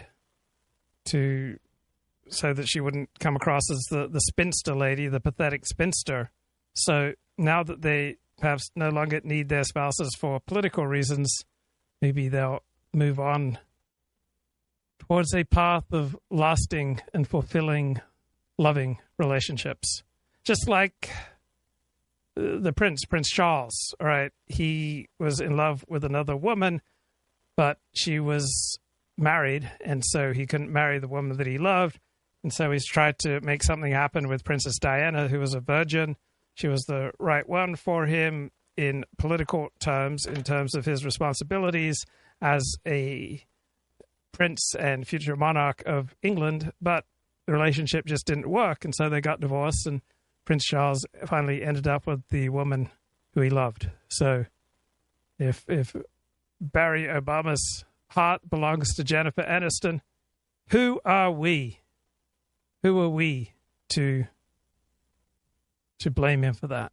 Me, but you could sense a little frustration. I will also just say, because I see in the chat, the attack on B of A, I believe, had to do with they withdrew from servicing companies that sold guns, going back to his first term, and B of A has since loosened that a little, but that was the crux, because I was wondering, did they screw him like 20 years ago on a deal? No. It's part of it, but I can tell you probably there's tons of MAGA people who have been debanked, including by Bank of America. It's not just the guns. And Trump, and they talk to Trump about it all the time, and they talked about it over the last 4 years. And they talked about it in the transition, like what can we do? And so there he is jumbling. Look, could Clinton, Bush, Obama, or Biden before his decline have done that? Gone there, treated them that way? Yeah, but they wouldn't have. I mean, it's not just a swagger. He knows a lot of them. He's a billionaire, right? So he's not uncomfortable. He's not as there are people at Davos richer than him, but if he went to Davos, he'd be amongst the richest. And it's just a different way of relating to them. He's not intimidated by them, and yet he respects them. He's in a different place now than he was before, as you guys have said. He's at the zenith of his power, and he feels it, and he knows what to say to him. And he's again, just go back to authenticity, like that. That's not like phony. That's Trump. And Mark, he went in his first term, right? I believe he went to Davos one of the years. It was like a kid in a candy store, like looking around at everybody. Yeah. To your point, now he's like the boss of it. And now he's like, was it on Inauguration Day or Inauguration Eve? He's like, he's doing shitcoin rug pulls, making maybe $1 billion.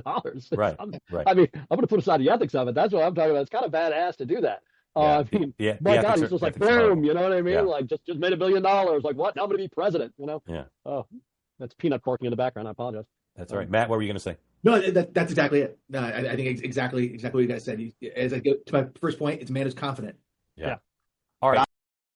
So I keep firing up my Apple News app, and it keeps talking about these climate disasters that we're in. But most of the stories that are described as climate disasters really have nothing to do with climate change.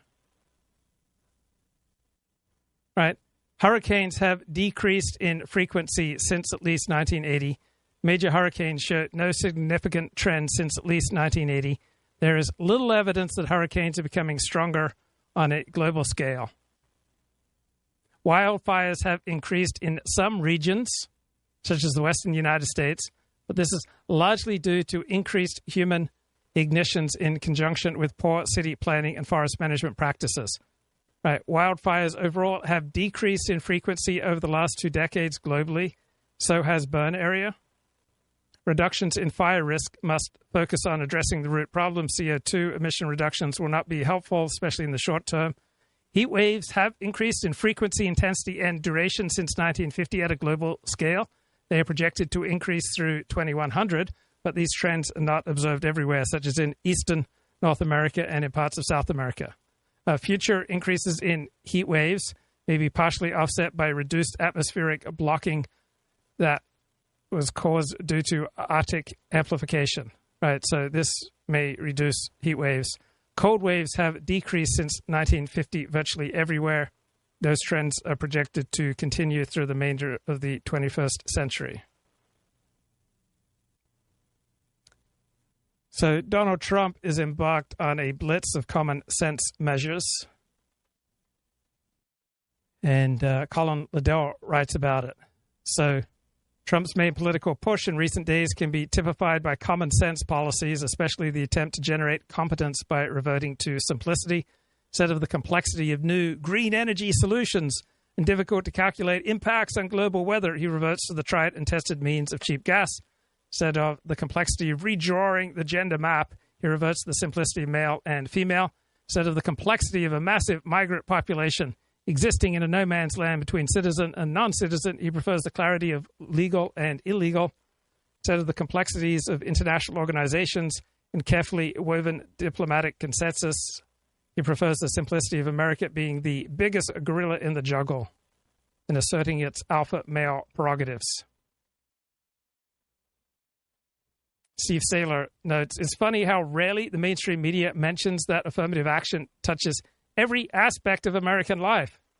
Right? During the 50-plus years we've had affirmative action, it only seems to come up in the news about once a decade when there is some kind of Supreme Court case about college admission quotas. The rest of the time, the news media just ignores affirmative action, which touches all our lives. For the last 55 years, the establishment in America has tacitly agreed that the 14th Amendment's most famous mandate that everyone should be treated equally would be quietly suspended.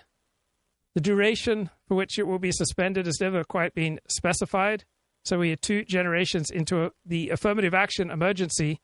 The public appears ready for a change.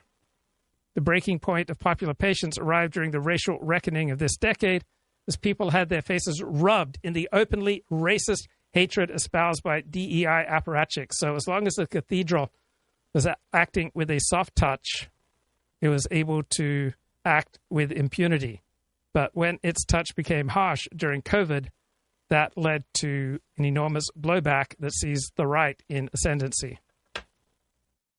So right now, it seems as if the establishment going insane at the end of May 2020 was the cause of the establishment's downfall 4.5 years later. I agree with Mark. This may be the apex. Yeah. One more thing. Another thing that came up in the Oval Office press conference was a reporter asked if Trump minded Elon Musk on X trashing Trump's big announcement about AI. What is it called? Starlight? That's called Stargate. Stargate. Thank you. I knew it wasn't Starlight. Stargate. And if you think about it, it's nuts, right? On the one hand, Elon Musk is going to Musk, and no one should be surprised. On the other hand, he's been given extraordinary access to the president. He's very involved in things, including in the AI decisions. And so it's nuts that he did it. Trump was asked about it. He played it down, just like he played down Murkowski and Collins. But there's a Politico story that ran a little while ago about, I think we have the headline. Do we have that headline? Did I make that up? No. It claims that White House staffers are furious. Furious. Yeah, we have that. Number 8. Here it is.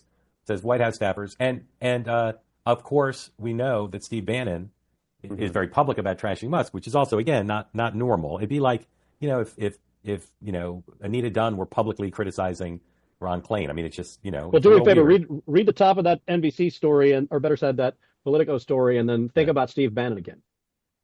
Because? He's the White House. He's the White House. He's the Trump staff who's furious. He's not the Trump staff. There are 3 sources in there. Yeah. But there's a person there who's obviously Bannon. Yeah, of course. But there are others. So I've been more bullish on Bannon's on Musk's staying power than some people. Yeah. I agree. Because I think Trump just doesn't care. Trump likes this stuff. Certainly he tolerates it. But any of you have a view of whether this is a seminal moment or no? No. The White House staff is telling me it's bullshit. I think there's some truth in between. I totally trust Asha Burns and Holly Otterbein, who wrote this story. So I do believe when they say there was a person in the Trump staff who said that Musk got over his skis. Yeah. I think that's true. Others describe him as furious. Not so sure. But to your point, the relationship between Musk and Trump appears stronger than a lot of people forecast. I think you're right. And people try to play like the co-president line, or they try to do things that in a very transparent way would try to get under Trump's skin, and it is not for a various number of reasons. I think you're absolutely right, Mark, but this is stronger than it's ever been. If this does ever peter out, I think it's more from just Elon kind of getting bored. And I don't foresee that anytime soon. But more, I don't foresee right now some sort of massive rupture, jealousy, BS. Yeah, No. Yeah. Okay. Go ahead, Dan. The one thing there is an opening potentially for Democrats. I mean, when the whole TikTok thing was going on, Musk made the comment in some interview that was like, well, if they would allow X, more access in China. Here he's trashing the AI investment. When he speaks about his own self-interest, I think there is an opportunity, particularly because there's a worry that one of the reasons he's doing Doge is to get insights into federal agencies and their inner workings for his own time live. Actually, I'm just going to add an anecdote because what Matt said really resonated with me. I'm a Silicon Valley executive in the semiconductor industry, so I'm one of those C-suite guys. But for the audience to understand what he said rather quickly, our company got purchased by a European company, so it was a $7 billion company buying a $2 billion company during the George Floyd thing. And they had a big meeting on the weekend. Apparently, they worked all weekend to craft this memo in response to the George Floyd incident. And because it was a new culture that they had just purchased, they wanted our take on the memo that they were going to send to all the employees. And so they called 3 of the executives in. We know the culture of the new company. What do you think of the memo? I'm going to make an extremely long story short. We could not, for the life of us, figure out the purpose of the memo. And they wouldn't really admit the truth, but it took about an hour and a half of precision questioning and answering to get to the truth. And the answer was they just wanted to issue a memo without saying anything. They didn't want to offend anybody. Right, left, center, far left. The purpose of the memo was to say we could issue a memo and not say anything. Check the box. And it took 1.5 hours of painstaking question. And at the end, we said, even though you're not. I got to tell you, if it only took an hour and a half, you got off lucky. I know a lot of corporate folks and nonprofit folks who spent 5 days trying to deal with it. So. Well, I have to tack on the extra hour of HR training that I had to get after the meeting as I got sent to the penalty box. I'm not minimizing your story at all. I want you to finish. I'm just saying I know people who spend many, many days on this exact topic. But go ahead, please. Yeah, no. So I just wanted to add color to. Yeah, it's going to be extremely interesting to see how the whole world reacts, the business world reacts to the culture shift or not. How do people I'm disappointed that you didn't give a stolen land acknowledgement when you began your speech here. I'm really happy with that. How do people in your world feel about Sachs and the others who are in D.C. sit with seats at the table? Do you feel you're represented, or do you feel like crap? The other team has got a leg up on us. It's mixed. I mean, the people in from my side of the town want to stay as far away from Washington D.C. as possible. We don't want help. We don't want your money. We just want to compete in the marketplace, and that's what drives innovation. And so, I don't know. The people I hang with tend to stay very far away from it. Are you a Trump voter? I am a Trump voter. Yeah. How many times? 3 times. And this decision was probably the easiest. I don't think I don't think they had a credible candidate. What's your economic forecast for your industry and for the country in 2025? Okay, you know how you don't predict how Trump's going to react? Yeah. I can't answer that question. Okay. I'm not smart. If I knew the answer to that question, I'd be doing something else right now. I'd be far richer than I am right now. Who are the 3 best Celtics of all time? House hails from the same borough as leaders Schumer and Jeffries. Don't even start with me and give Biden any credit on this. He loosened up the pickle. I don't even think he loosened it. But anyway. Talking about the hostage deal. All right, Gaza, good. It's history. It's history. We'll be happy to hear that, Yes. Yeah. Second is good signs on Ukraine, with Mr. Grinnell saying some very tough things about Ukraine. Mm-hmm. You can forget about NATO, NATO membership any time in the future and so forth, which suggests that there may be some agreement ahead. Yeah. Third thing is TikTok. Trump is the only person who said anything sensible about TikTok, as far as I'm concerned. Which is save it by getting it away from the Chi-Coms? Just the fact that first of all, he doesn't seem to think that it's some horrible national emergency that we have to solve to get rid of this perfectly anodyne platform, as far as I'm concerned. It just helped get him elected. And he wants to keep it for purely personal reasons. All right, this is a very thoughtful list. What's number 4? And until today, I only had 3 items, but then I realized the JFK files if he follows through. I mean, it's still possible that things will be redacted and we won't get much of information. I'm an older millennial. I'm so happy with. So anyway, that was a lefty talking about 4 things he likes about Trump's first week in office. Whatever side of the aisle you're on, I'm happy with the pace of this administration. I think you're supposed to call it elder millennial. Well, I was born in the mid 80s. Okay. So you're happy with the pace, meaning like you like the fact that stuff's getting done for America. Yeah, I think, I'm used to seeing government move very slowly and be quite boring and undecisive, to put it mildly. And I work in the private sector. I've worked in the private sector for a long time, but I've worked in non-governmental organizations. I've worked alongside the government. I've seen how painful it is. And I'm thrilled to see them moving more at a pace of the private sector. You're going to get things wrong sometimes. You're going to do it wrong. You're going to get pushback. Things will get messy, frankly, but keep going. I like the pace. And so I just want that out there into the world as someone who's slow. Super interesting. I got to say, I'll put it on the table for our group here. I think they're moving faster than the private sector. You could argue for 3 days, they've literally moved faster than, except for maybe Jesse Owens, they moved faster than anybody ever. Matt? No, I mean, the private sector is, as our friend there in the Celtics I was talking about, I mean, there's no 3-hour meetings on a Saturday. Like these guys came in and were ready to roll. It is remarkably fast for government. And also, like, I've started picking up chatter And it's wild to think about this. Guy was inaugurated Monday. Argue like, okay, where's the reconciliation bill? How is this going to work? We're not even in the first work week yet. And we don't even know what they did. No. We haven't read all these executive orders, and more are coming out. No. Yeah. Well, and some of the personnel stuff they're doing, they're not announcing. They're just doing it. Yeah. Megan, are you a Trump voter? Yeah. So I'm actually third-time Trump voter. And for me, this is what I wanted to see the first term. And the reason why I voted for him initially was I saw cancel culture coming. I saw a lot of this postmodernist ideology back then, and it scared me then. But I really saw just a new private sector face to government who would take the executive position seriously as an executive. I didn't like him. Like I wouldn't marry Trump personally, but I would elect him to an executive position because he knows how to be an executive. And so this is what I feel like I'm finally getting as a third-time Trump voter. It's like finally he can lead as an executive. That raises a great point, which is Donald Trump, in some respects, and yes, he lost in 2020, should thank Joe Biden for beating him in 2020 because it gave him 4 years to kind of sober up. Now, he's not a drinker, but that gave him like years in the lab. It allowed Stephen Miller to go down and mix his potions and really come out and make a difference. And it brought home to Donald Trump the importance of time, of relationships, of strategy, of tactics, of good staff. And it's just a fascinating dynamic. Yeah. And when he said today how happy he was to be president during the 250th anniversary of the country, the Olympics and the World Cup, he said to Davos, had I won in 20, I wouldn't be president during all these things. Thank you, Joe Biden. Yeah. Megan, do you like Bobby Kennedy? Yeah, I'm very happy that President Trump embraced him when he did, which was before he got elected. And I think, again, as an elder millennial, I want to see good ideas meeting at the table, and I want good ideas elevated. I don't really care who brings them. Like, I just, I don't care how many, I don't care about your personal life. I just want good ideas coming to the table, and then let's elevate them. So I'm really hopeful. I hope he gets confirmed. Matt, do you have a question for Megan? I guess what I've been thinking about is, what do you expect? What do you want to see from someone who likes RFK, right? Yeah. I assume likes that he's taken over Health and Human Services. What do you hope to kind of see from a RFK-led HHS department? I'm going to get the puppy in 1 second. So I'm going to listen to your answer. Then I'm going to go grab her out of the crate. Okay. Oh, right. I think the beauty of RFK is he's poking at a beast, okay? And he's just saying, give me more data.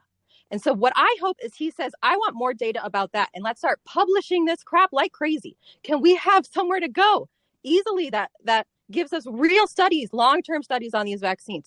Let him ask intelligent questions.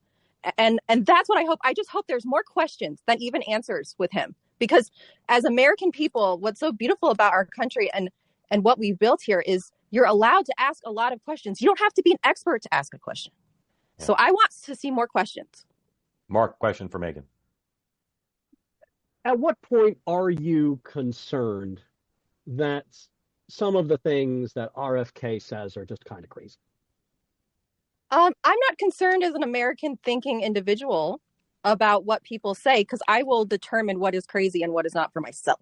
So it's not on RFK to come up with perfect ideas. It's on me to sift through it from all the people that are sitting in front of me and to figure out what works out for me. I think American culture in general, guys, and I don't want to go down a rabbit hole, but we own our bodies. We own our health decisions. So the more information you can present to us, even if it sounds slightly crazy or even really crazy, you can trust us to sift through it. Period. As a reporter, I'm just sort of divided by it, because one of the only ways you can start to arrive at the truth is you have to question it. Yes. So at the same time, if you're always questioning it very often, or at least sometimes, you can wind up asking questions that are kind of nutty and kind of throw you off track. It's just I'm not afraid of look at Elon. Like, people who ask nutty questions usually get pretty far with. That's right. That's a good point. I am not afraid of nuttiness, and I'm not going to put it down. I think so much of the left looks at the right and they're like, man, those crazies, and we're all a little crazy. Let's be honest, me included. Okay, I like that perspective on RFK. Let's get back to Vanity Fair here. James Pogue hanging out with the Democrats. And cable news bit player who was hovering around, eagerly posing for selfies with everyone who approached him. "You're so brave," one woman wearing a great number of chunky beaded necklaces told him. "I'm not brave," he said. He being Michael Cohen, Donald Trump's former attorney who turned against him. "Love my country." Cohen's demeanor changed when I told him I was a writer. "Call Maggie Haberman," he said. "Or call, do you know Cuomo? All of them. They all have my number. Everyone calls me." A young guy in a white Oxford shirt was very interested to talk about a gap in energy and political vision between Democrats and Republicans. He had recently left a state-level position to take a job on the Harris campaign staff. "Democrats really just don't want to see there's a crisis," he said. "A lot of us, at least." I asked if he wanted to sit down and talk for a while, but he hurriedly shook his head. "Take my card," he said. "Let's stay in touch, but I can't." He looked around. "You get it. I can't talk here."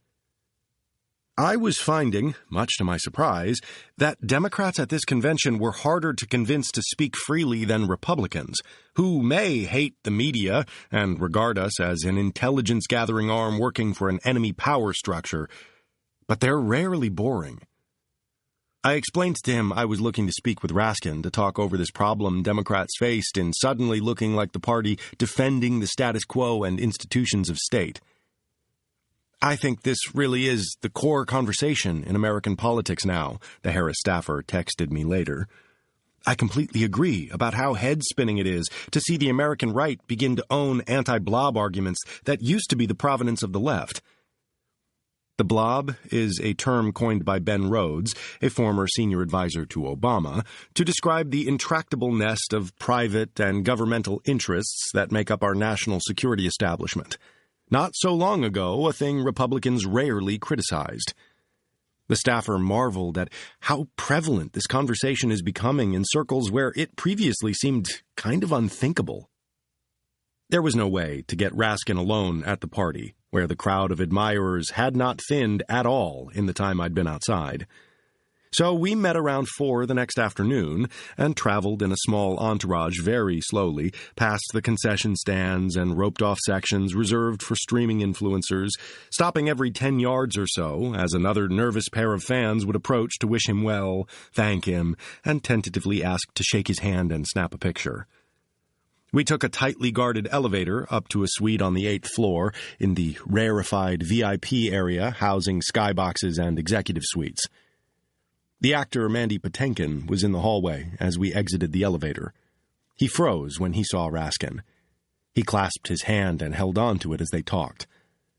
"I just want to thank you so much for everything you did on the committee," Patinkin said. "To put Trump away, hold him accountable for his insurrection." "I appreciate that," Raskin said.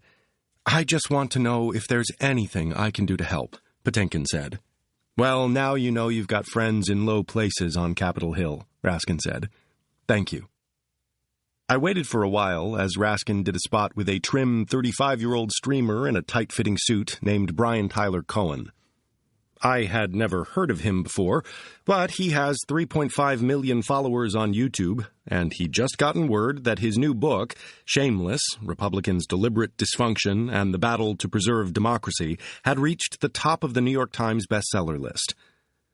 Raskin congratulated him, and the two did a friendly interview about how Trump had met his match in Harris. "You served on the January 6th committee," Cohen said. "As Donald Trump becomes more and more unhinged and desperate, it elevates the possibility of violence or danger in the same way that we saw the insurrection on January 6th, 2021. Does that worry you at all, the prospect of another insurrection?" "We have improved the physical defense of the Capitol against MAGA insurrectionists and so on," Raskin said. "We're ready for them." We sat in a pair of armchairs overlooking the floor as the New York Congressman Tom Suozzi spoke far below us.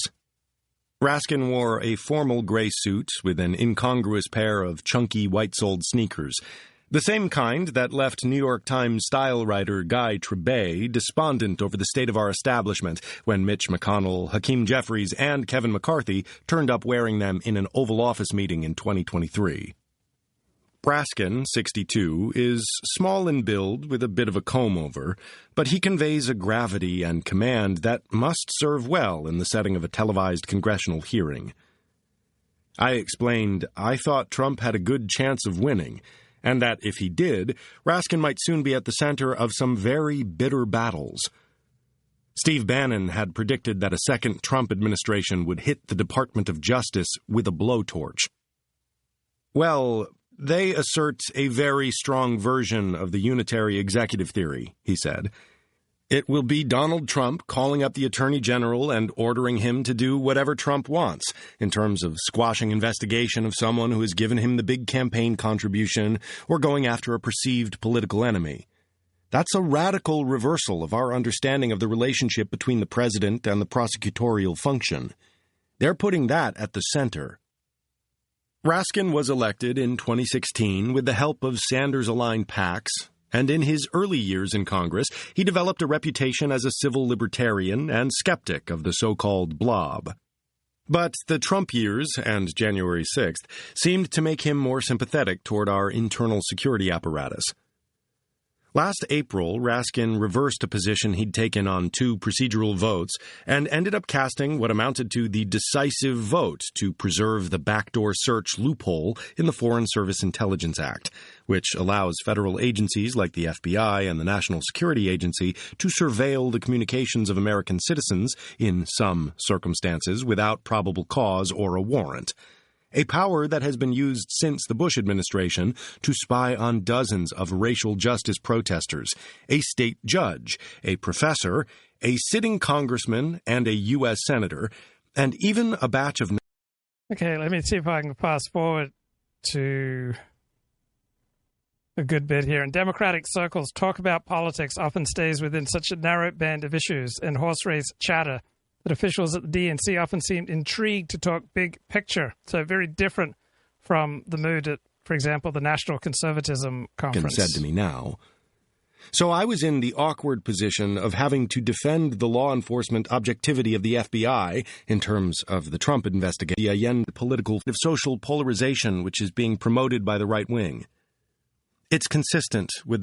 And the left wing doesn't do anything to promote this kind of polarization. It's just entirely the right, really? A tradition of American pragmatism, he said, arguing for a liberalism that could bring a revolution by increments.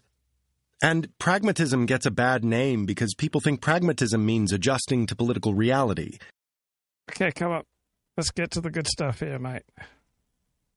Energy for the future. That night, I went to a party hosted by Dropsite News, started recently by the left-wing reporter Ryan Grimm. I ended up vaping outside with a big donor to both the site and to the Democratic Party, a dapper and erudite man who'd been a construction worker before he made a bunch of money in finance, who was now looking for ways to push the party toward a more populist and anti-establishmentarian worldview. We talked about a passage from Norman Mailer's dispatch from the 1964 Republican National Convention, held at the Cow Palace in San Francisco. Mailer had written it as a picture of a moment when a wild new energy of conservatives in the West and the Sun Belt formed behind the candidacy of Barry Goldwater and caught the old establishment of the East, as Mailer called it, with its heartland stretching from Maine to Nassau, New York to south of France, off guard. This establishment had waited too long to find a moderately liberal candidate who bore its pedigree. It took half a century and the emergence of Trump to finally complete the rebellion Goldwater had begun. Mailer wrote of hearing a band of bagpipers marching constantly through the streets that week. There was a vast, if all private appeal in listening to the pipes shrill out the herald of a new crusade, he said. Something jagged. Viking hunters loose in the land again. And this had an appeal which burrowed deep.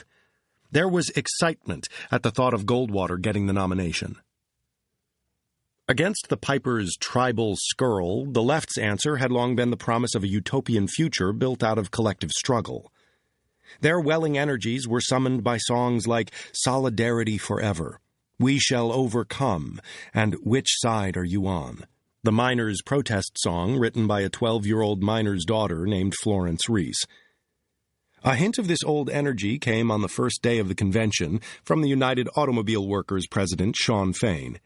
Okay, let's leave it there. That was from Vanity Fair. I'll talk to you later. Bye-bye.